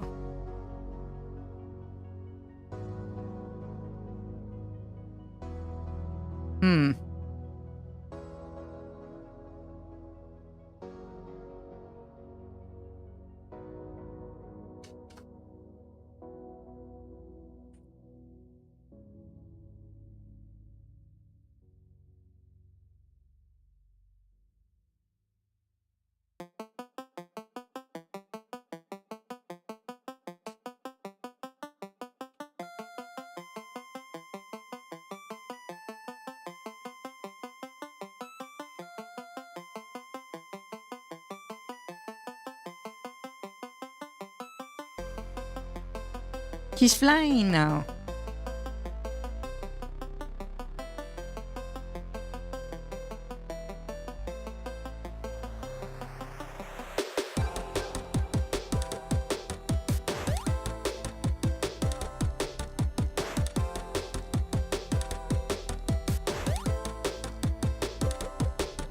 Hold on.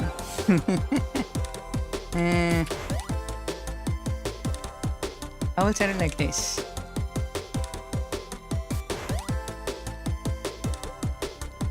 Function.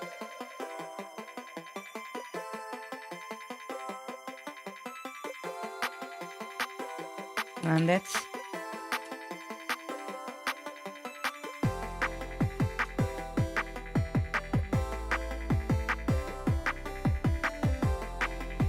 bar black false. Need to check if the absolutes between the position on X and X is equal to is under 8.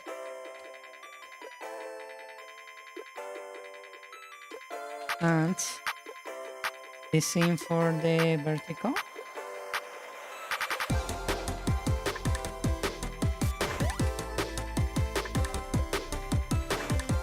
And then I destroy this flag and I just go return this.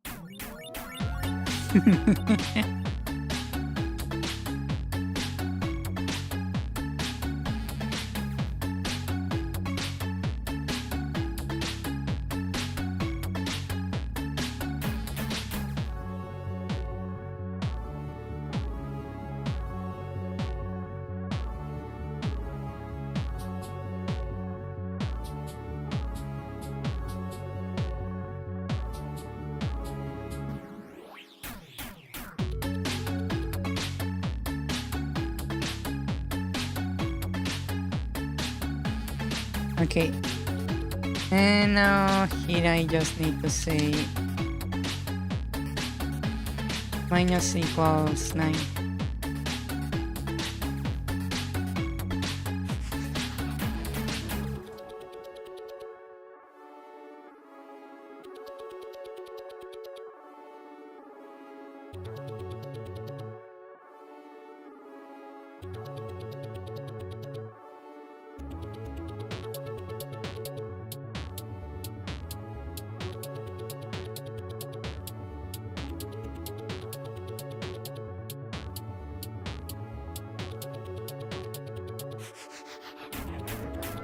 How's that? Maybe it has a little bit much vertical force. Not gonna lie.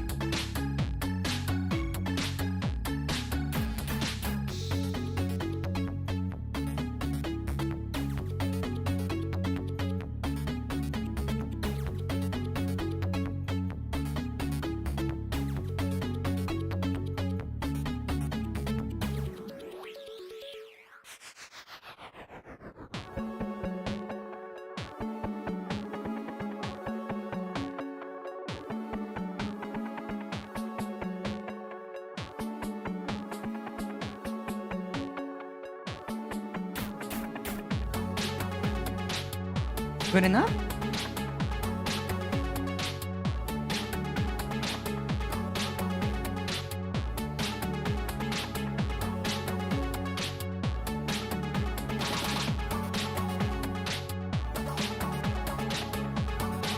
That quest looks pretty good, I would say. The issue is vertically. It's a bit weird. Not gonna lie. It still looks kinda okay-ish. Yeah.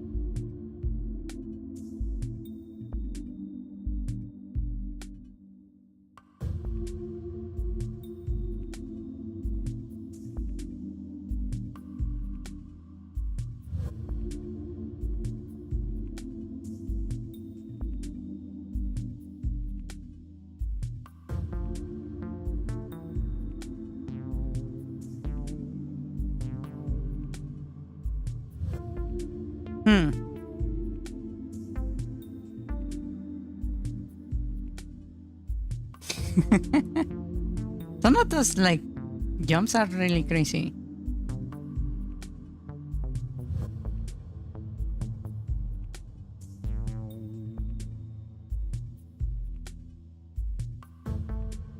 Like that.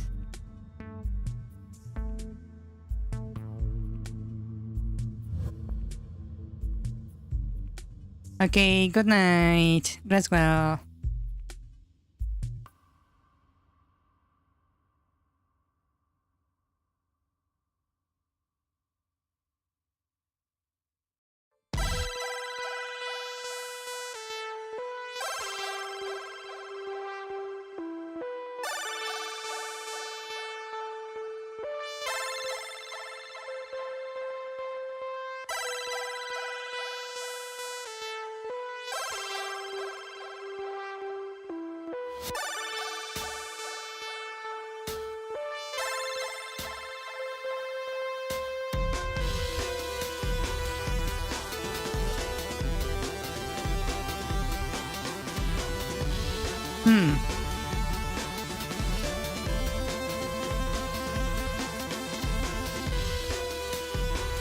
What do you think about the little experiments? It's a very like, what to call it?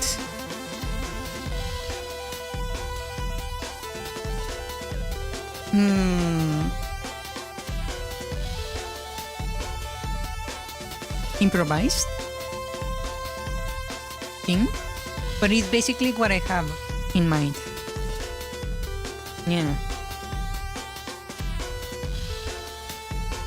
You don't know what it's for? Well, in theory, it could be used to jump over holes, yes. But the idea I had, it was like when you are falling like this, right? Instead of just spawning here, as I just did, you actually see the character like falling to where they are going to land, right? And if you have like a target, like a hook shot, like target, and you shoot on the right moment, you can like swing. Yeah, that's the idea.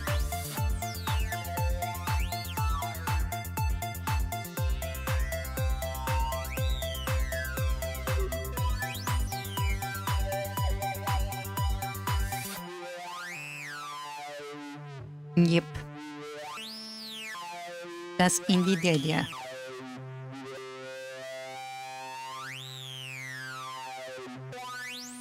So if, for example, you are falling through here and there is a target here,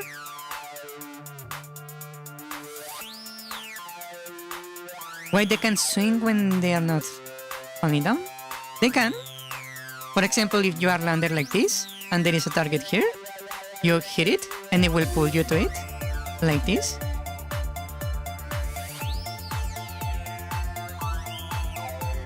Exactly like that.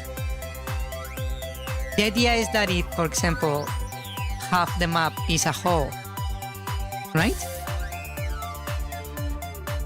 And if you are falling and there is like a target within reach, you can use it to like reach a door over here or something. So the holes normal, they do matter because this thing is not going to like get you across everything, right? There is like a limit to the range. But I'm going to put a limit to the range.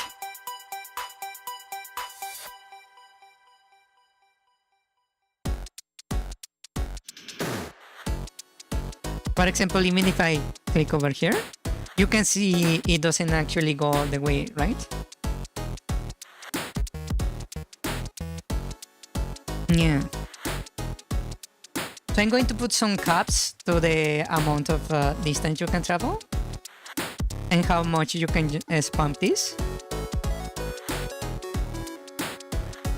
So you can like only use it like this, basically.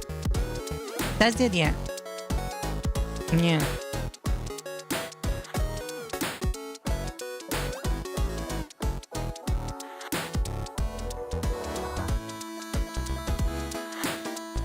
There is still like some weird like quirks.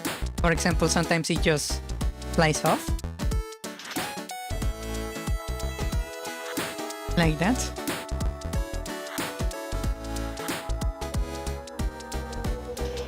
Yes, it does mean I have to add basically shadows to everything. Yeah.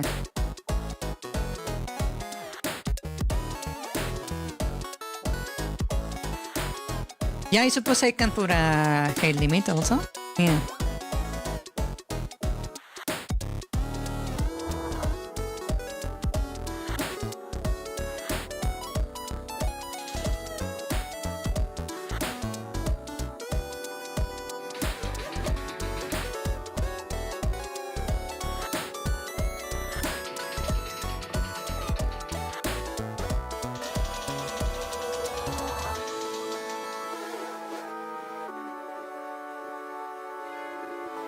Yes.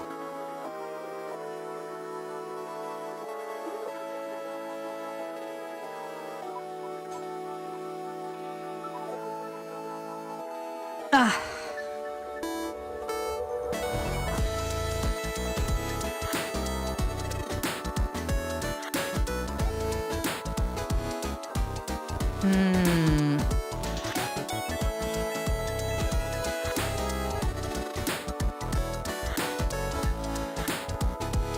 But that's the goal. That's the idea of the item. And this is going to be the dungeon item also.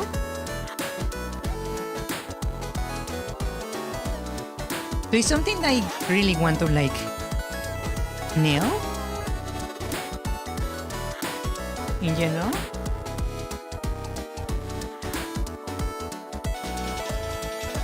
So it feels good to move with it.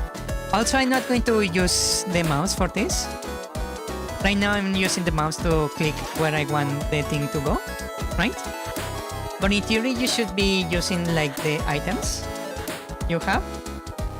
You are going to have the item on there and press a button and basically throw the like pull shot, and whatever you hit is going to pull you in that direction. That's the idea. Yeah.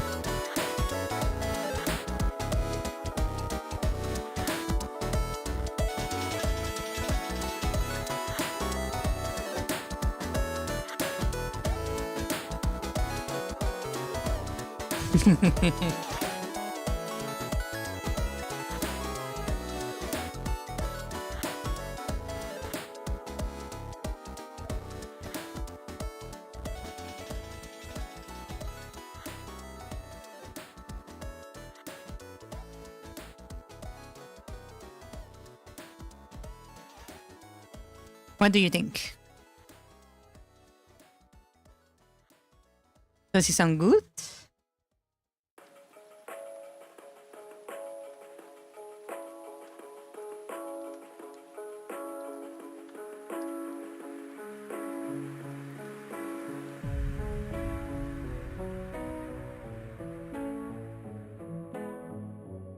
If you can stop it from flying too high?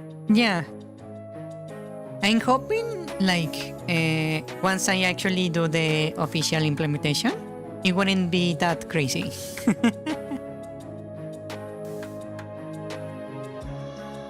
I just wanted to demonstrate that you can actually like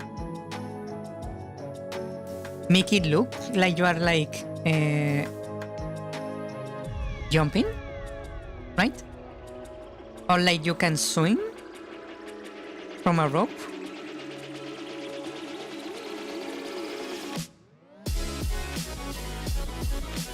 Right? Like this. That you can actually make it look, right?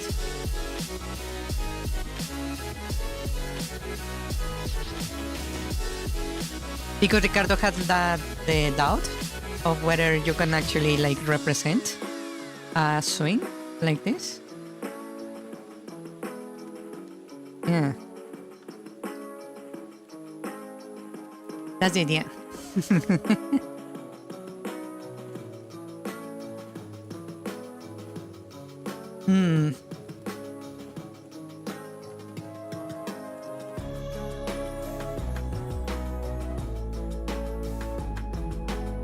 Now that I'm like checking some of the code I put here.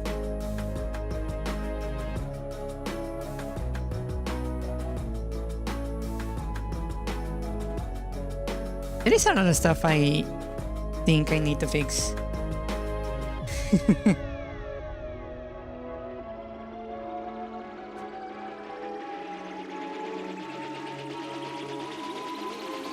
But yeah, that's the idea. It also means I need to add shadows to everything.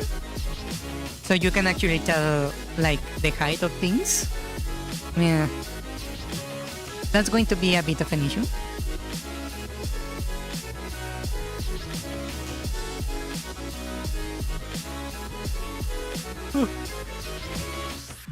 Can I make it so it draws, instead of a circle, I can make an ellipse? Draw.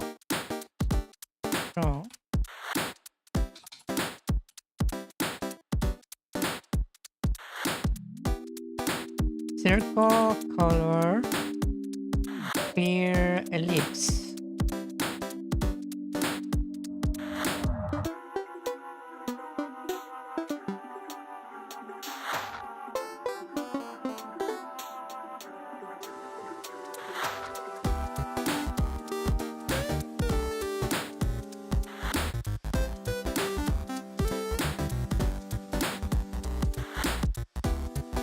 It needs x1, x2, and outline. Oh, a rectangular area. I see. So I can set it to -16, -16.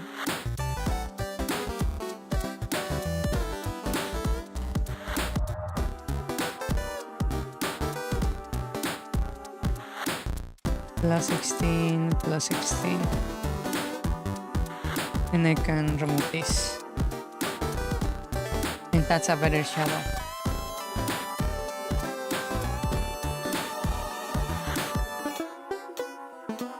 Oh, from here. Oh wow, it's still like very... Huh. Oh, maybe I should make this a -8 on the Y. So it's not such a big distance vertically.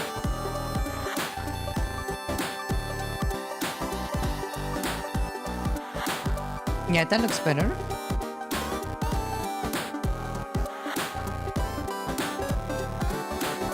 It's a little bit too high though. So how about we set this to 16 and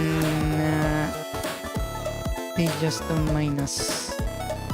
No. This to white is going to +16.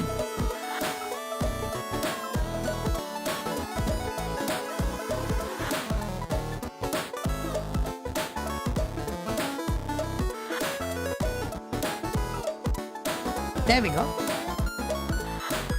Now that looks fairly good, right?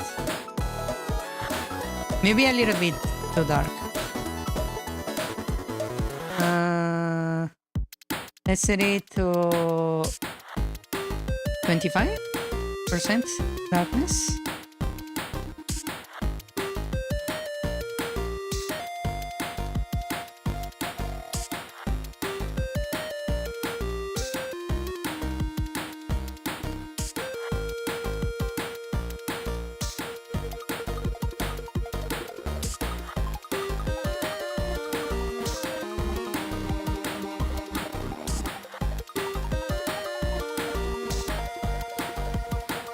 How does that look?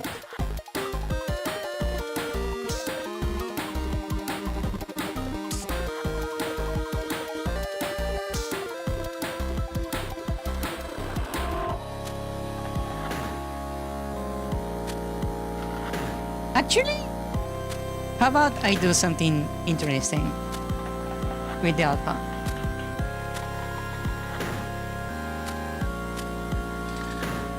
Plus the distance. So what I do is that I set b distance equals to the position on y minus my y, right? That gives us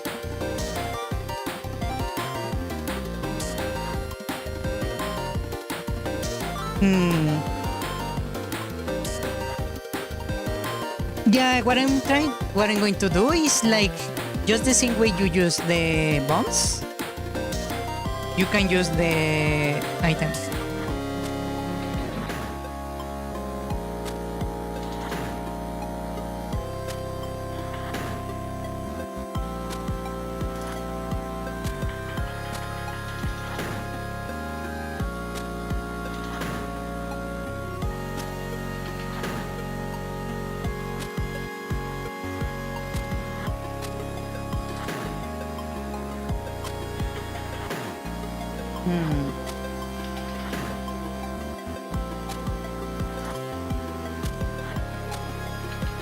Well, I can set this later. I can't wait to see the Kaustachas when all the pixie stuff interact with each other. That's going to be very interesting. Yes. Give me a moment. I'll be right back. I need to go to the back room for a moment. Hold on, hold on.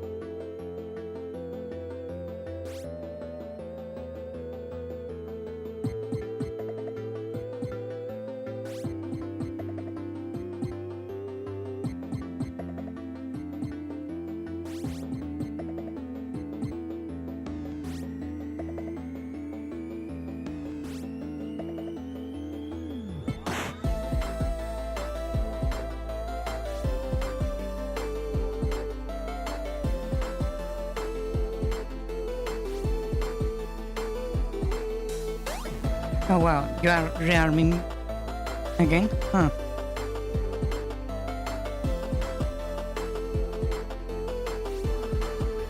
Okay. So let's stop the weird mechanics for now. I kinda wanna finish mapping the thing here. So this is level 2. I don't believe I'm missing anything here. Let me close this and I will map level 3. Just so I can like have a general like idea of what's happening in the dungeon.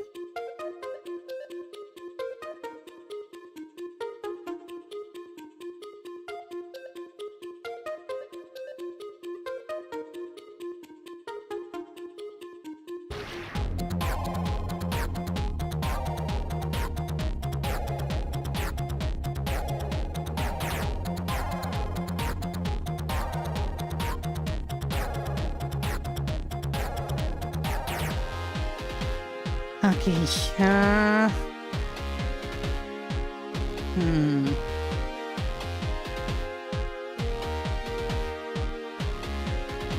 Let's see. We need a tree.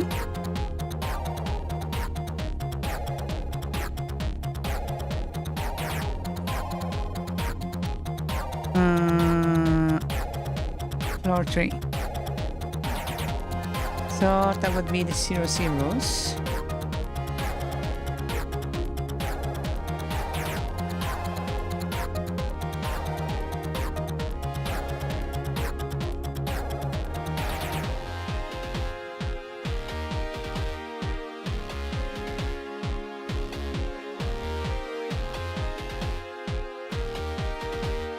Okay.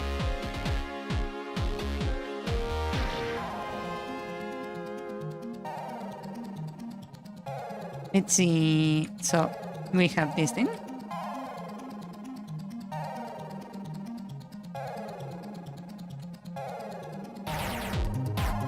That goes right here.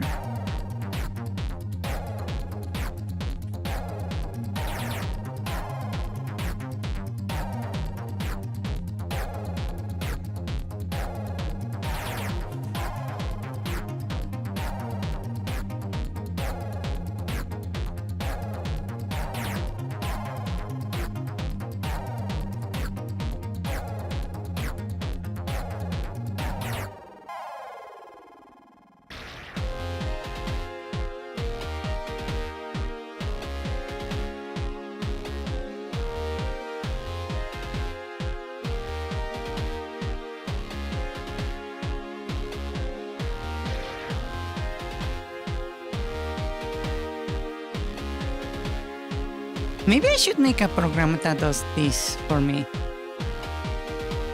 I think it would be really useful.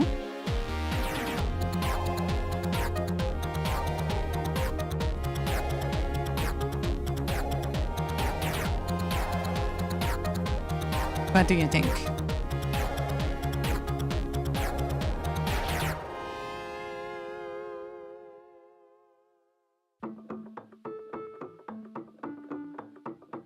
Having like a map of the dungeon would be really nice.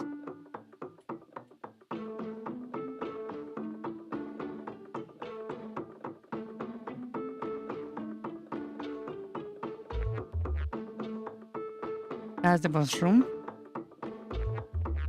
Now let's see, I want the other corner.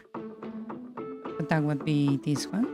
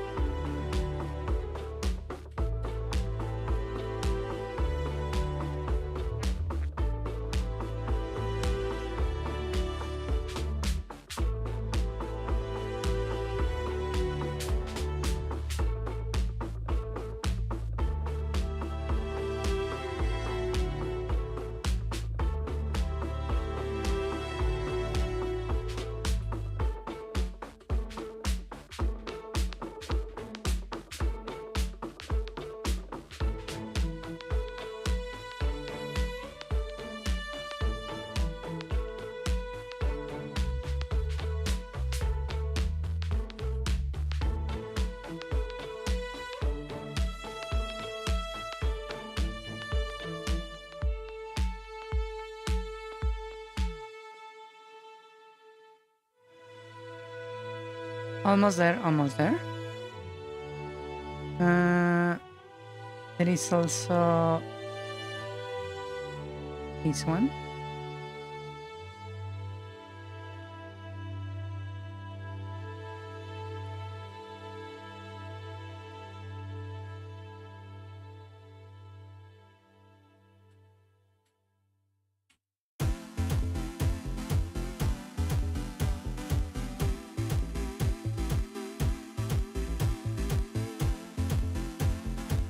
And the other half,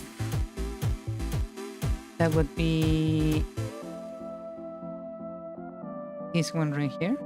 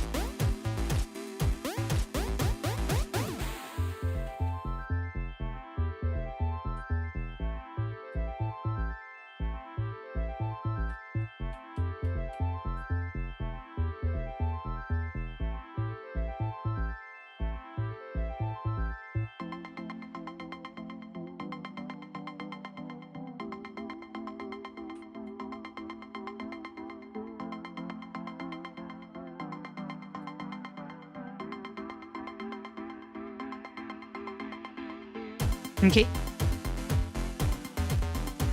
This is the current dungeon then. This is B3. B1. Excuse me, B2, big one, and F1. Yeah.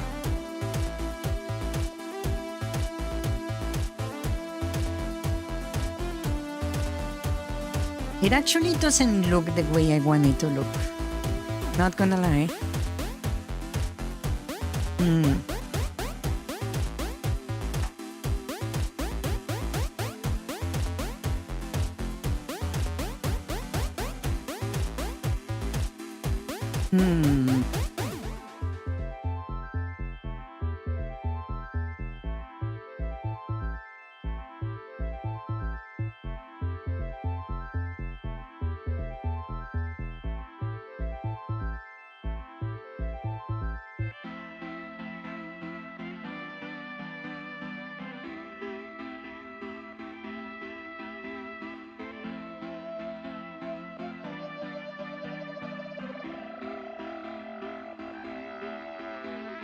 Yeah, it doesn't look nearly as good as I was hoping for.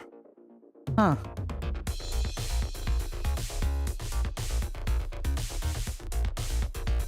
Interesting.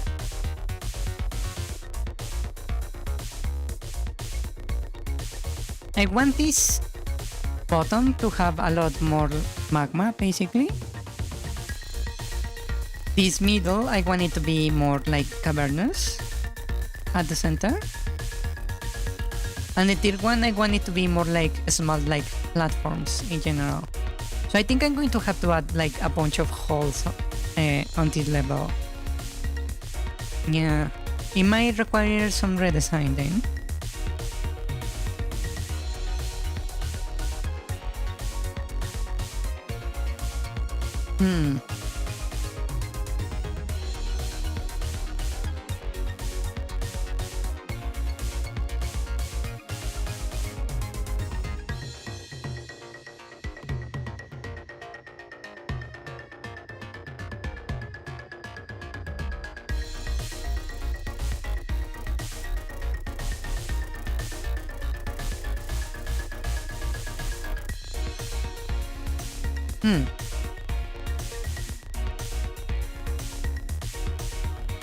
Okay, I'm seeing some potential right here. I could make like a whole hole of this corner right here. I could make this whole area whole. to make it more interesting.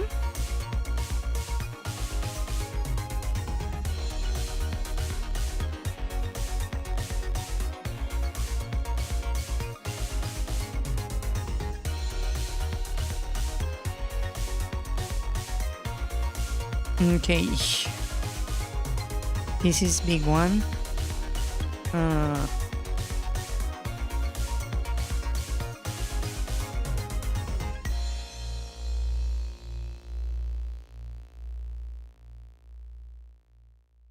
Okay.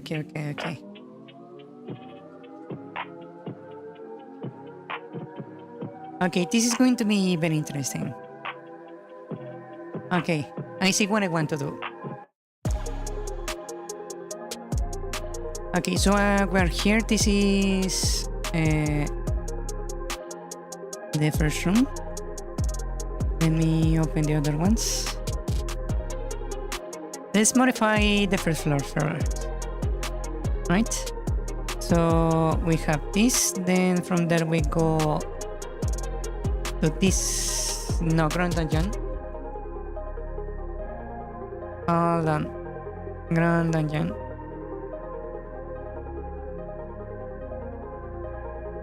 Yeah, this right here.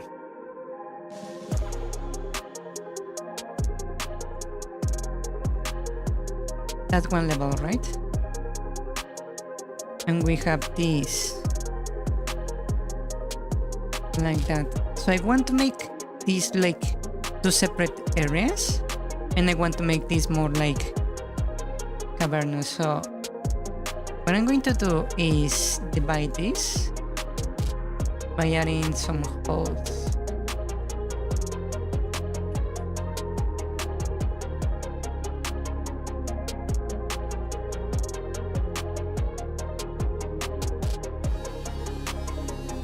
Okay. So I'm going to leave 3 spaces right there and set this like that.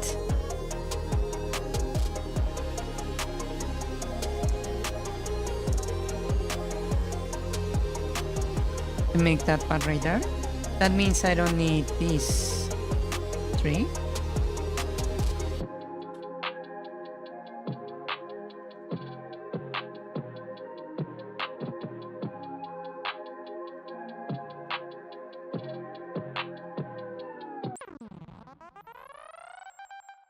That basically is splitting this area right here.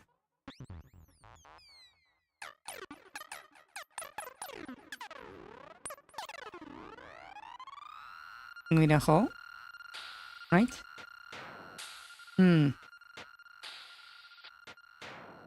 I want to make this a little bit different also.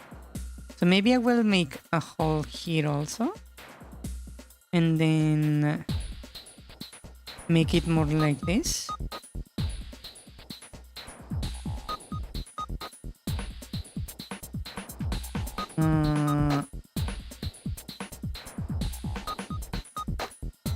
Maybe I will move this over here.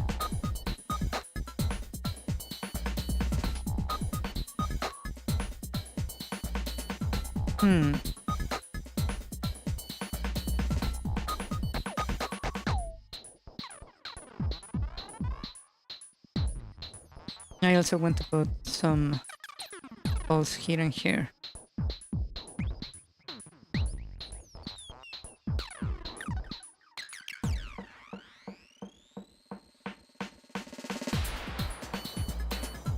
So let's put this area over there.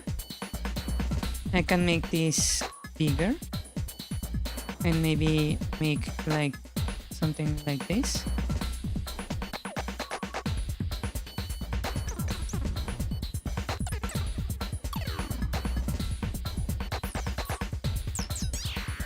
This one over here, maybe I will move this one over here. And we have this hole right there. So I can maybe put it like that.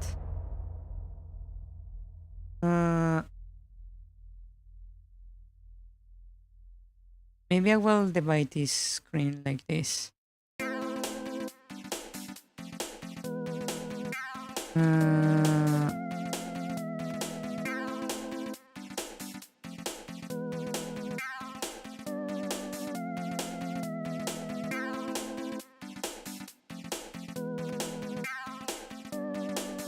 And I can do the same over here, right?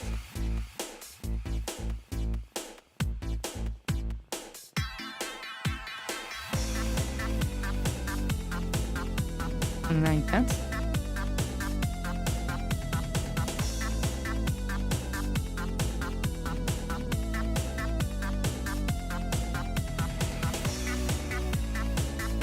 Actually, let's put the hole here. And I suppose that's okay. Like this, with a little contact there.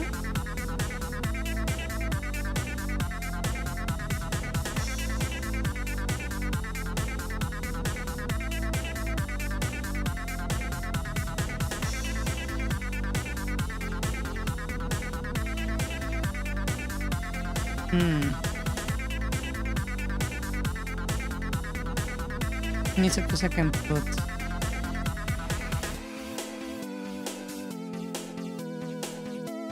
make this a hole on both sides.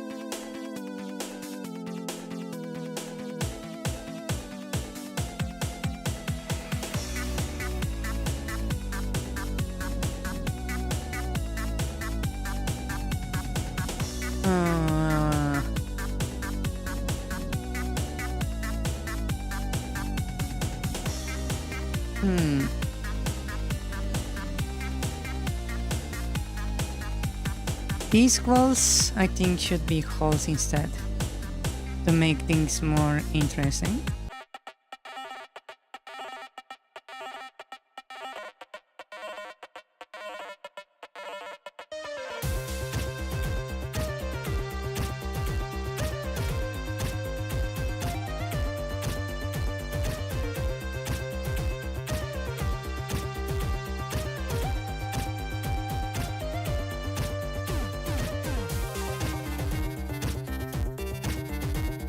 These are still undecided, sadly. I can redesign this a little bit. Okay, okay.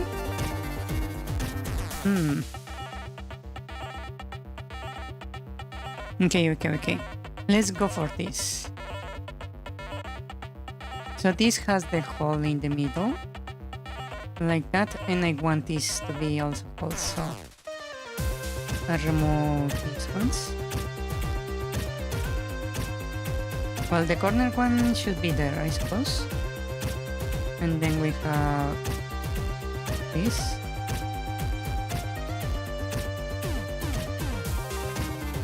On that.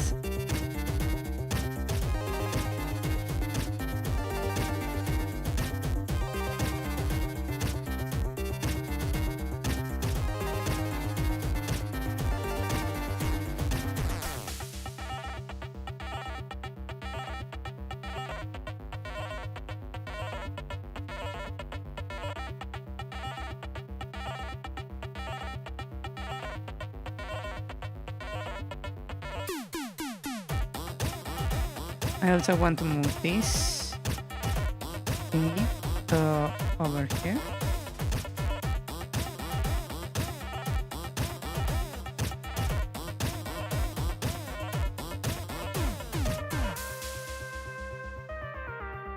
And here we said we want something like that. And this one needs to be bigger.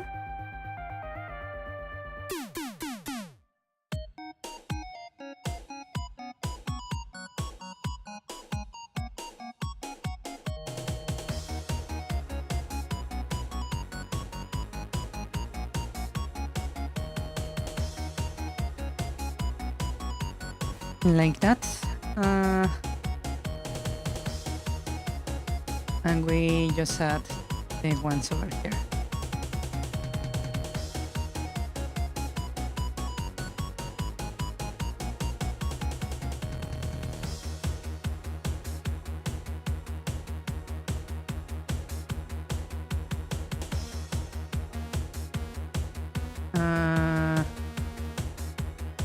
Okay, that means that over here we need to do a little bit of adjustments.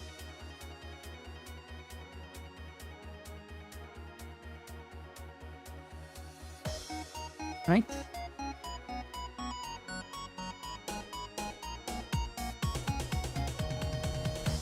Yeah, okay. And I also wanted to make a little path by extending this.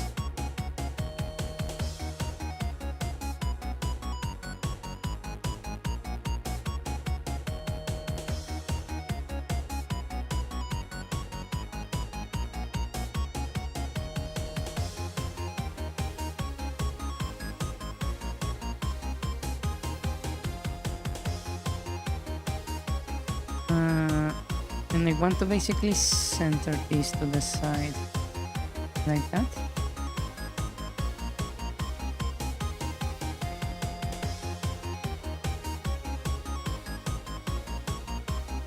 Okay, and this will affect this one. So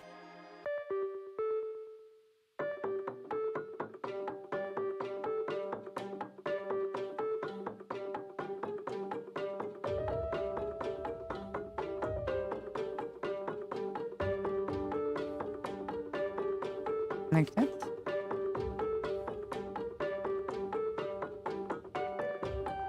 Okay, and I wanted to extend this further like this to make this more interesting. So I can kill this.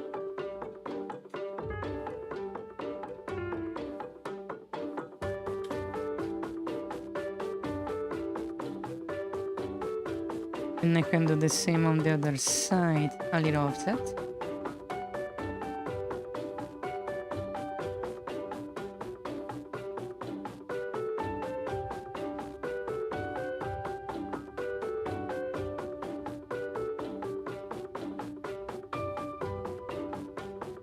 This is going to modify completely the floor below, sadly.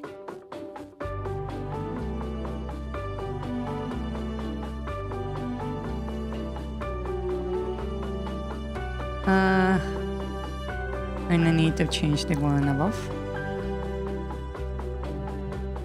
This one.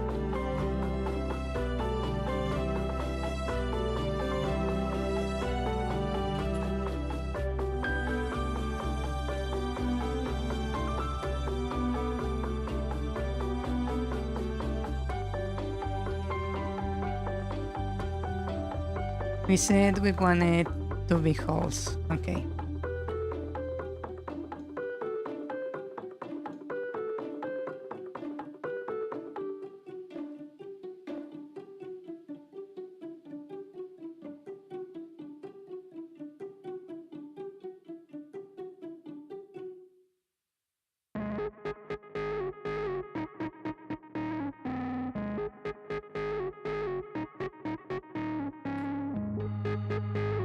Like that, and I can move this one over here.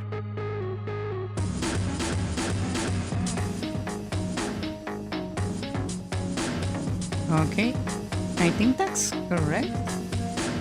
Yeah. Okay, let's do the other 2.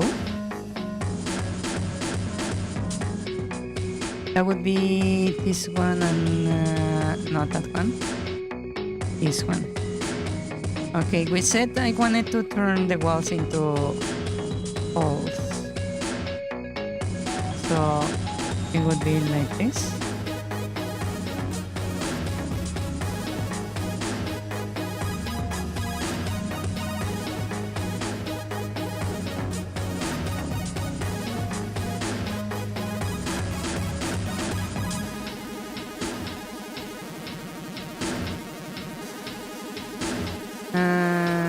We remove this.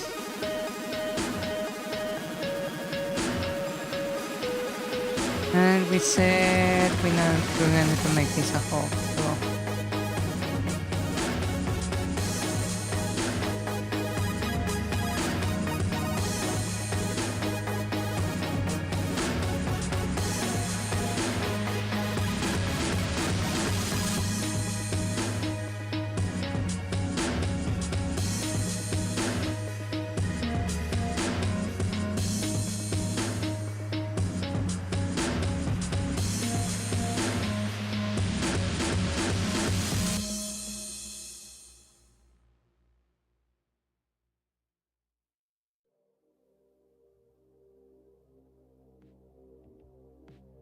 And that needs from the center 3 like that.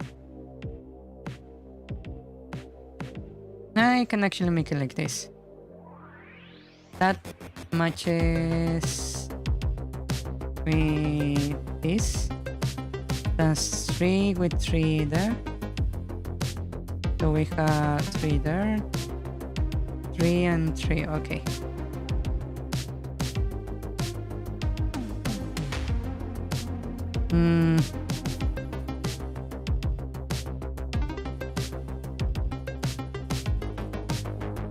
Legends speak of a hidden order that once guarded these pools, using water's ever-changing nature to mask truths too dangerous to reveal.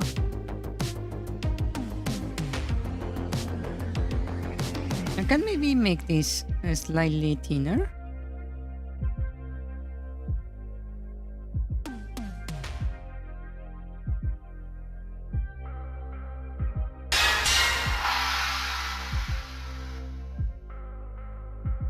Hello, hello, net citizen. Hello, welcome. What's up? What are you working on? Hello, I'm working on a little Zelda-style game, top-down. I'm currently trying to make a dungeon. The issue is that this dungeon is basically my version of the water temple, so it's kinda getting complicated.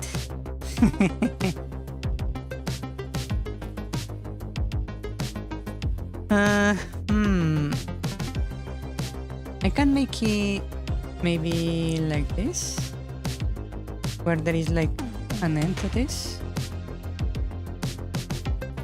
just to make it look more interesting.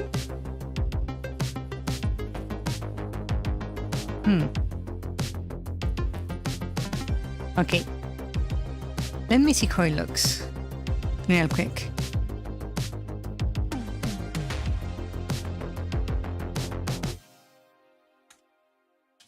So, ignore the flying girl. So we have this little dungeon where we need to use this to open the path, right? Currently I'm redesigning the whole thing. So there is a lot of things that might not actually match. So we are meant to go here, drop down. From here go... Oh, we are stuck. I'm stuck. Lovely. We go from here to there, through here. We jump down, all down. Because we're stuck, we have to go all the way down. We are down here. Okay, I believe we can go through here.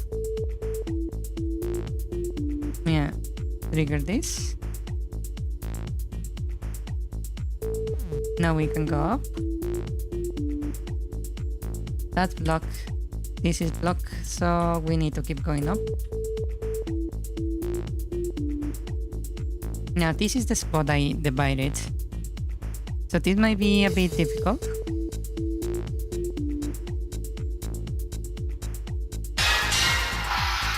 Oh, hello, Shyam. Why aren't my comments reaching you? Crying face emoji. I've sent 3 messages and they don't get to you at all. Hello. Sometimes YouTube is very weird. I need like auto mods and stuff. So things don't actually get to me. Yeah. Ah, shit, I fell.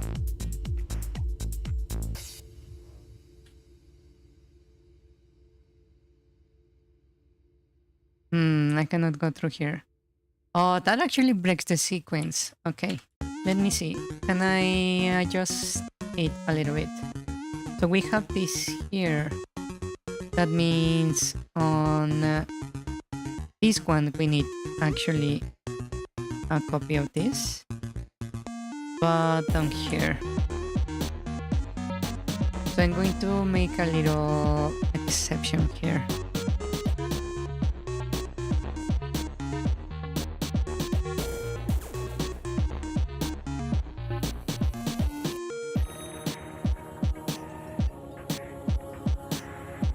Hmm.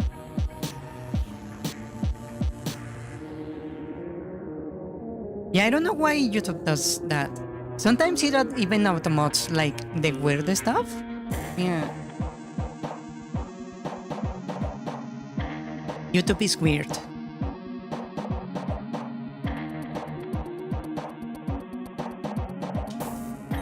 Okay, so we are here. We flicker this, go through here, up in that, go over here. Going here, we're stuck, so we need to drop down. Here we're also stuck, so we have to drop down again. In here we should have a path open through the center.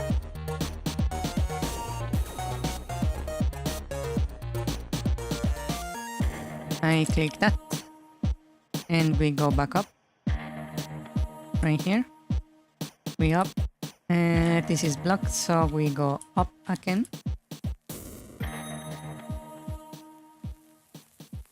And from here we're supposed to be able to go all the way over here, like this. Ah wait, not that. We go through here, down here, like this. And with that we can trigger this one over here.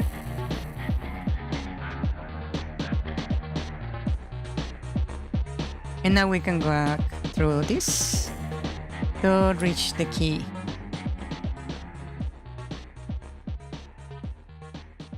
Right? So now we cannot access this, so we go back, disable that. Right? And we also need to disable this.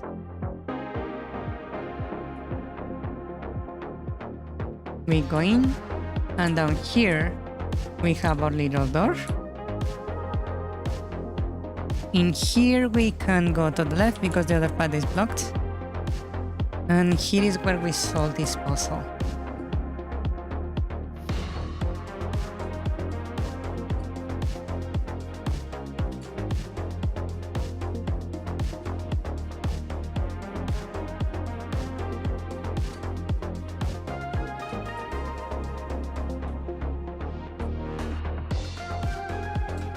Like that. But it's not working. I need to fix the puzzle. Okay. So let's fix the puzzle. Floor 1 is almost the way I want it, but it's not quite there. It is... what is it? From branch 0? No. Wait, no, that's not... Floor 1 is floor 2. Hold on. If even I'm getting confused about where is what, imagine what will happen to the players. Okay, so why are you not working? Objects, puzzles. Let's see. Block with switch. And you do what exactly? Target none. Maybe that's the issue.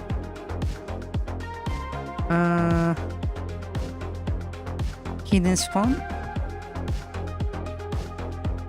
So let's see. I want you to spawn object underscore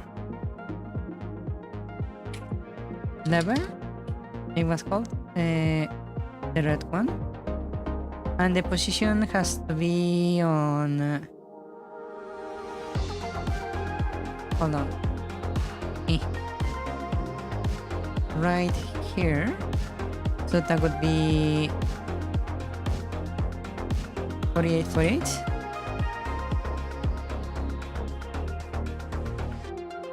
And the triggers block switch. right? In theory, that should be working.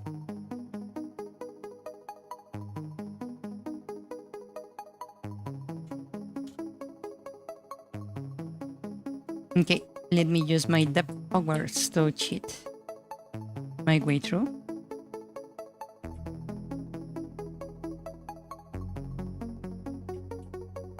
Grab that. Yes, it's kinda complex. Not gonna lie. Ouch. We go in here. Through here.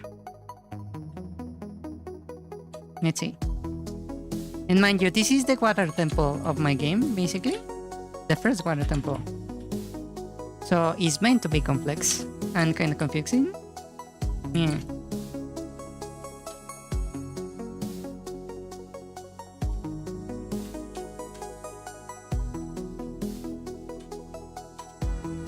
There we go. So now I can trigger this to open this, and we can go through here. And this has not been programmed, so it leads nowhere currently.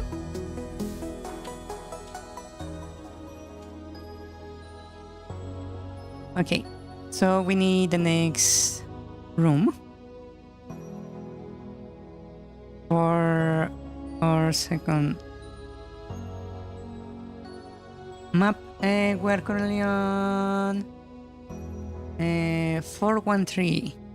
Okay, so create room map underscore dungeon 3 underscore 4-1, and because it's below the room we are working on, this has to be auto. The background, let's grab the same one we have here.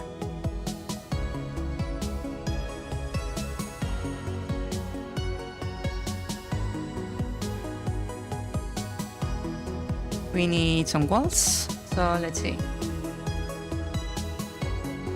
Walls. Tile set. Placeholder.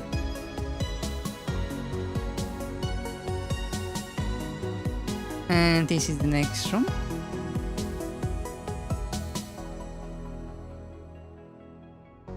Okay. And now our door is right here on the third position. So 1, 2, 3. And I will put a door right there. Objects. Generic. Dungeon. Doors. Door. I need a layer terrain.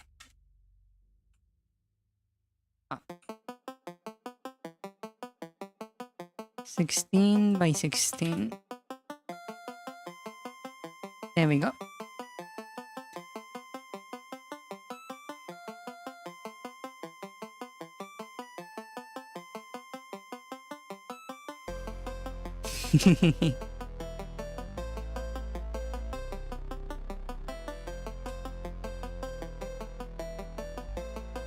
Anyone listen to Tax's new song? I actually don't know who is Tax. Yeah. Okay, so given the position of that, let me kill this drawing.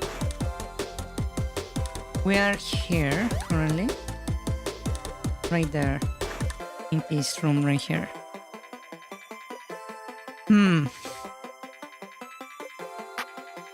This corner right here, I think we can make a little exception to make the rooms continuous and make like a hole right here.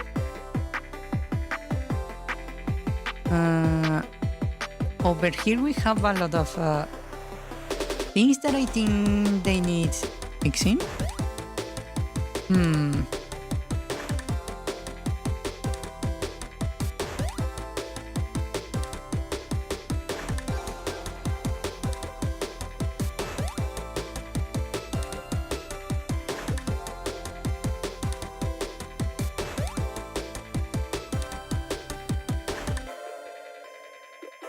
Hmm.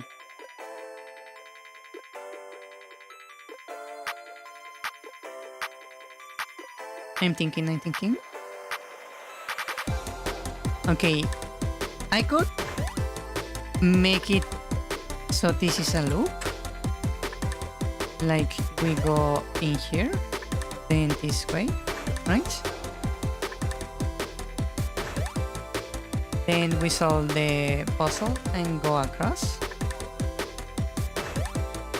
And then we exit through here. Or I could make a bigger cycle where we go like this into this room, then to the next, right, and exit here. That's another option.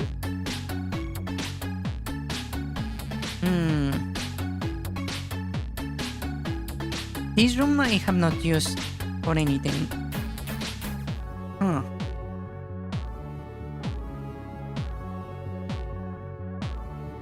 You know what I can do? I can just like make two rooms here by separating this from this and making a different like hallway this way.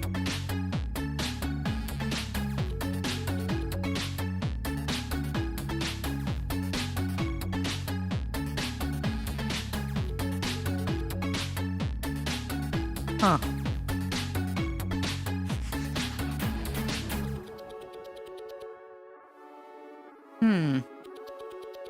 Maybe I can make this like part of the hall.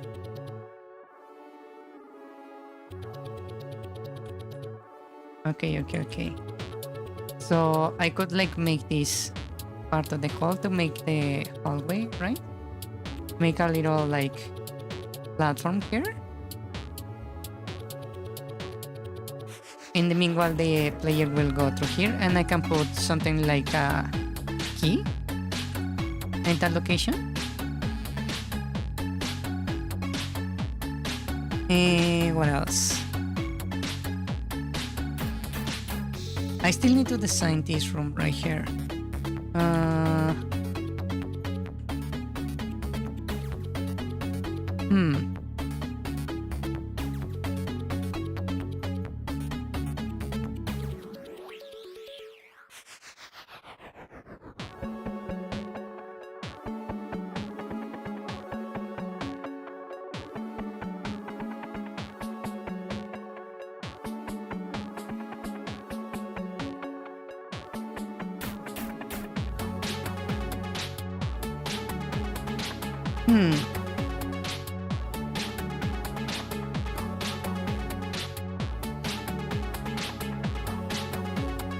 I could make this room like exit right here. I don't have to do the whole loop, right? So I could maybe try to make this even shorter, like this, instead of the actual like room. I can just have it like this with a door right there, or without a door even. Then have like a platform like this, and this is like void.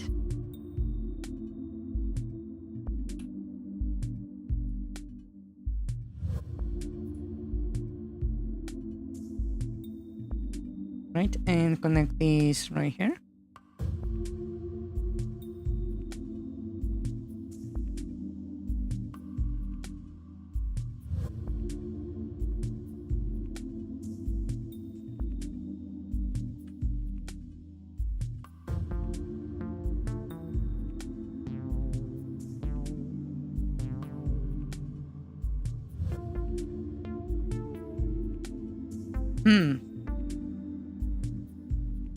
But that means it would be better if I make this corner also part of the void, like that, right? It will make more sense.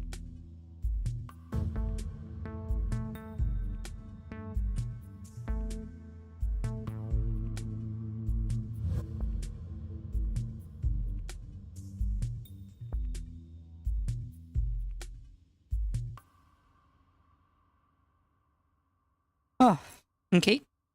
And then I can think what to do with this area.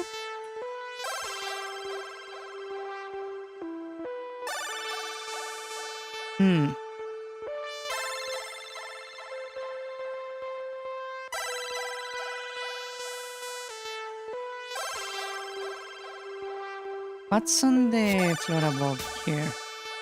We have that. So I could even make a hole here in the corners. Huh.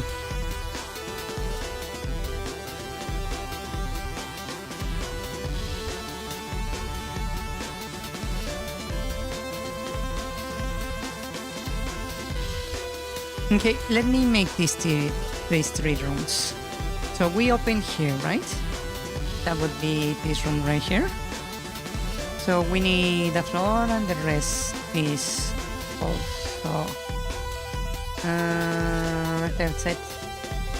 False.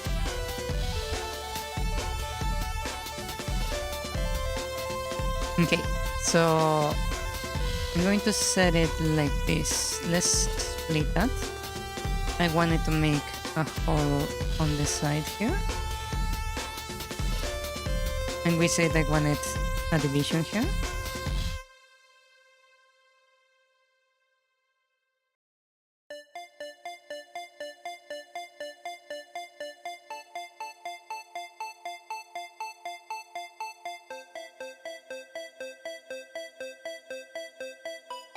Like that.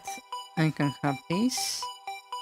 I wanted this a little bit thicker, so like that.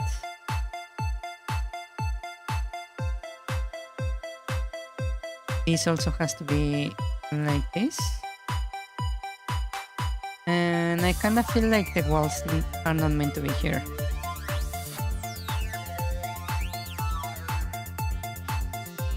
Like that, right?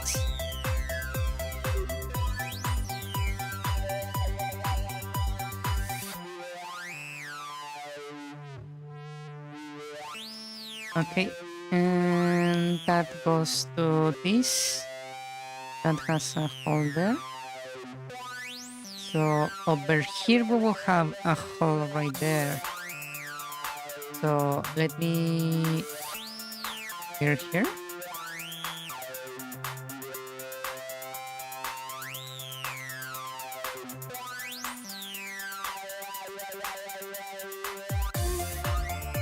We said it has to be 3.5 wide. 3.6. Okay. So it's all the way over here. I suppose I can put it like that, right? It doesn't interrupt the puzzle? It doesn't. Okay.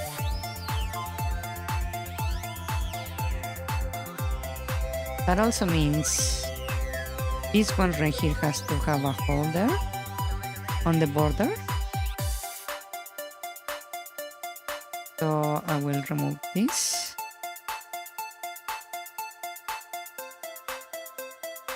In favor of a hole.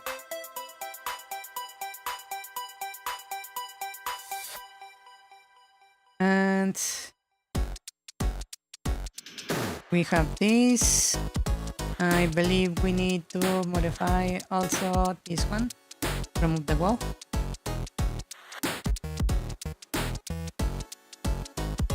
Like that.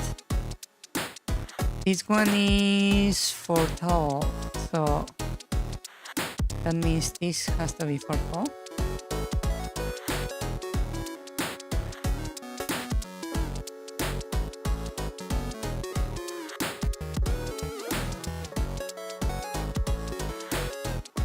Okay, let's make the next room real quick. This has to be 3, 4, 1 because it's below. Okay, so this is meant to be looking like this. It's just like a platform with surrounded by holes. So I can basically remove this and the door.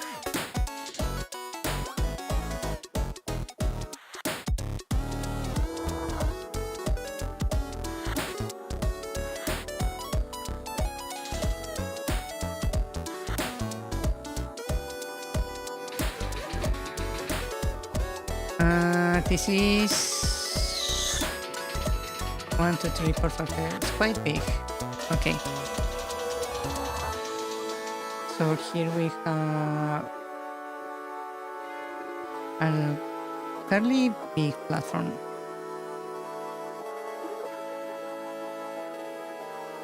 Like that. And we have a bridge to the side.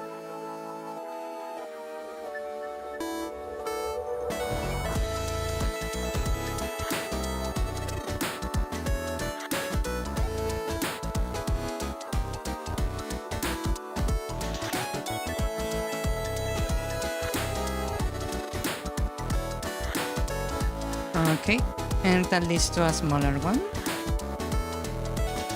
So a smaller one. Replicate.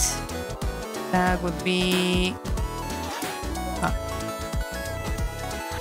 a 1 also, but the next it would be 1 to the right. So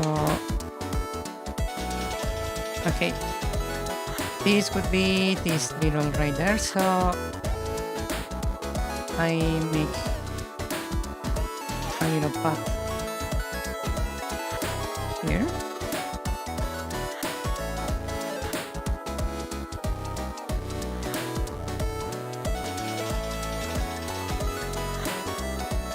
That goes there, so it should be right here, 3, 4, 5.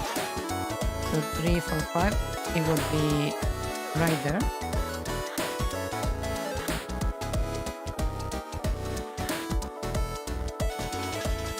And maybe I can make it a little bit bigger. Like that. And this one, does it border anything? Yeah, it has this wall over here. And that wall over there. Okay. That means we need a wall right here and wall over here, right? Is that all? No, also one right there.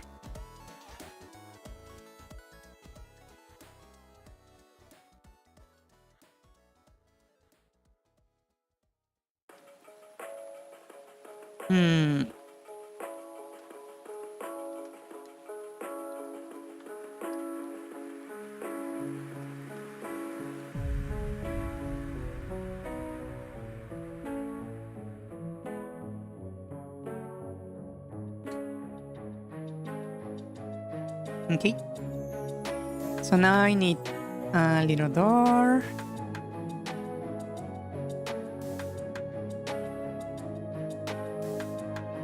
Assets, objects, door. Right there. And that leads to this room right here. Which means we have a hole in the bottom. Like that. That is 3 wide.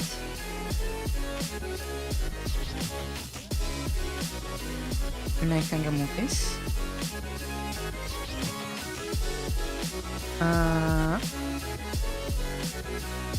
Right. This is 1, 2, 3, 4, 5. So 3, 5, and this is nothing there. And actually we have a gap of 2. So a gap of 2. And we have a hole.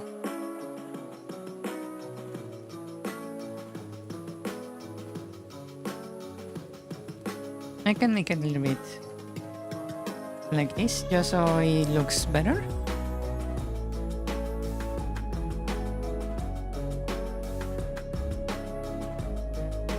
Okay.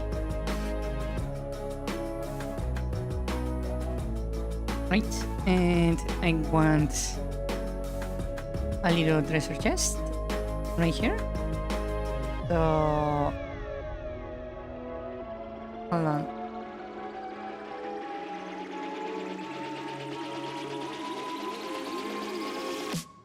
Okay, and we want treasure chest. Treasure chest. There we go.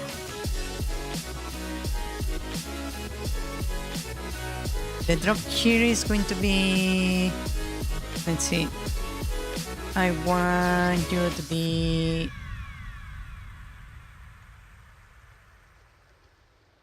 a small key.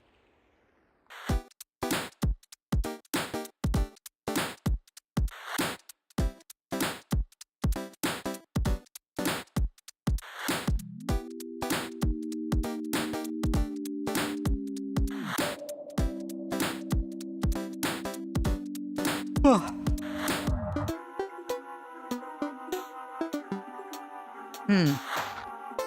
Okay, let's put it to the test.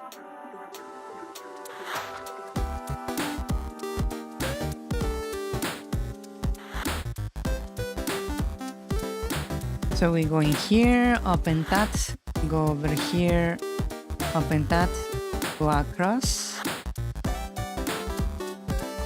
Let's skip that. And I'm going to just use my debug abilities.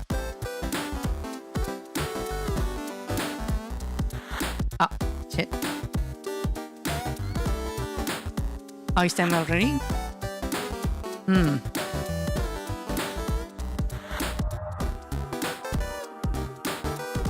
Grab that.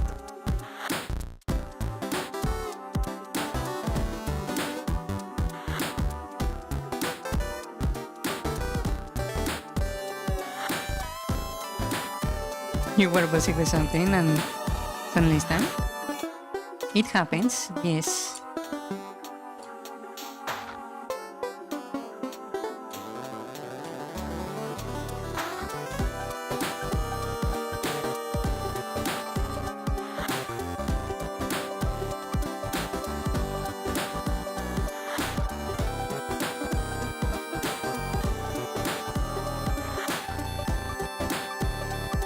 And now we are over here. Nice, we see the chest we cannot reach. We go across this, we can go in here. I'm missing a door right here, now that I think about it. Okay, let's add a door before I forget.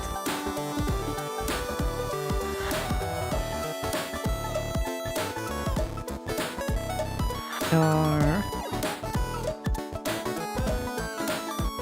Door. There we go. Door. And then just to... There we go.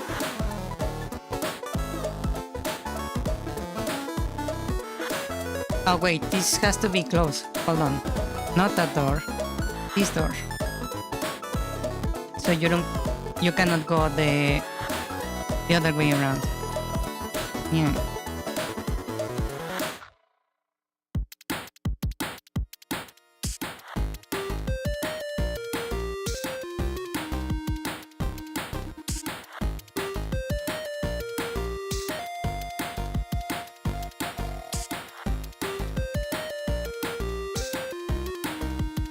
Okay, so we now have 2 keys in the dungeon.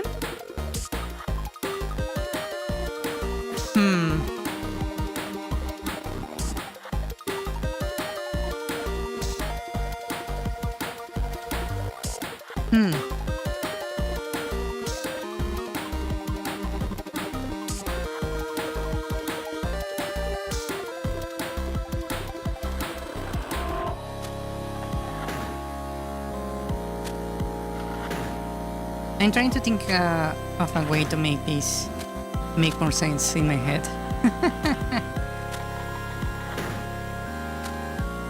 Anyways, I will keep updating this thing, the map of the dungeon, so we can actually like figure out where everything needs to be. I need to update this map because now this whole area is no longer matches what the dungeon is going to be, like at all. So this is going to be interesting. Yeah.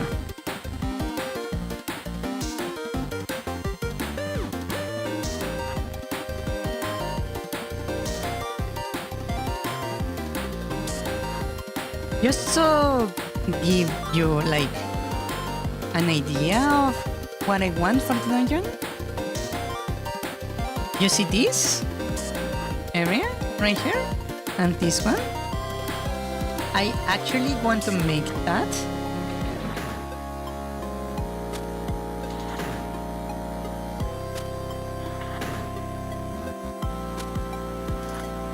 something like this.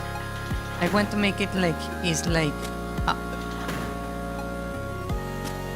I want to make it like is a platform, a wooden platform.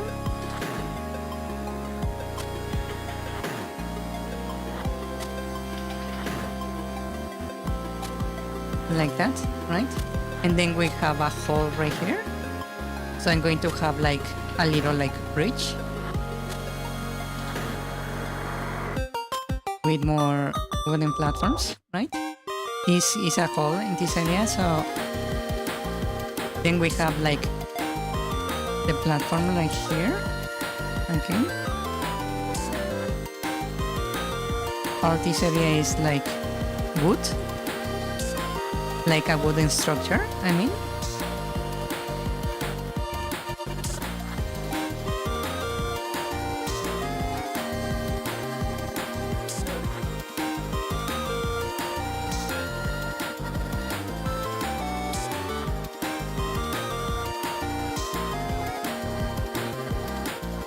Right, we have the hole in the middle, and this is another like little bridge.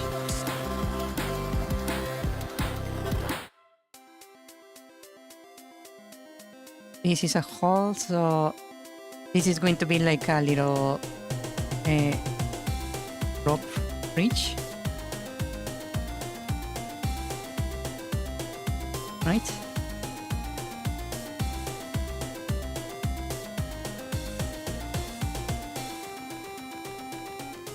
Can you see the vision of what I want? Also over here, I want this to be like a little platform, right? And I want this to be like abyss, like a hole.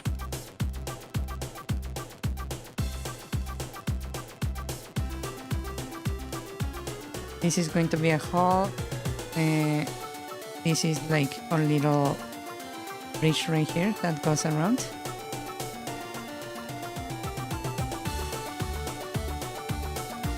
Can you see what I'm trying to do? I want this be like... Have you played through Blighttown on Dark Souls 1?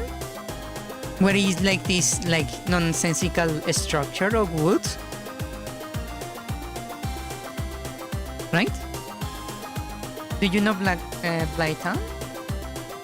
I want something like that, but not so dark. Yeah. And at the very bottom, right here, this water you see here is going to be magma. So I want this area to be like a crater, like the Fire Temple in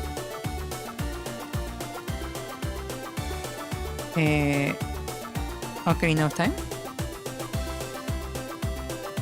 Yeah. I'm basically combining Blighttown and the Fire Temple from Ocarina of Time, and I'm making the whole... The fuck was that? What the fuck was that?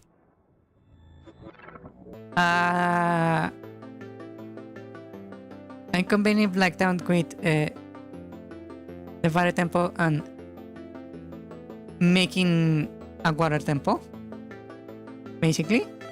I'm going to stop here and check what the hell was that. So, I'll be right back. Actually, no, let's end it here. It's already late. This one looks good. I was going to say something else, but kite is a better analogy. Okay. Good night. Bye-bye. Buenas noches. I don't know what the hell that was that.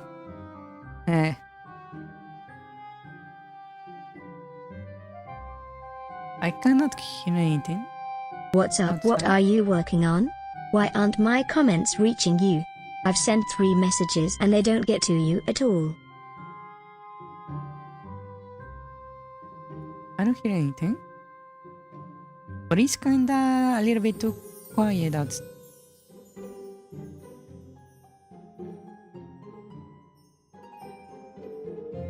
I just heard like a car like driving off. Okay, I will stop here for today. Thank you so much for coming, and I will see you guys next time on Thursday. Good night, bye bye, adios, rest well, buenas noches, que descansen. Good night, bye bye. Bye bye, thank you for coming. Thank you for tuning in.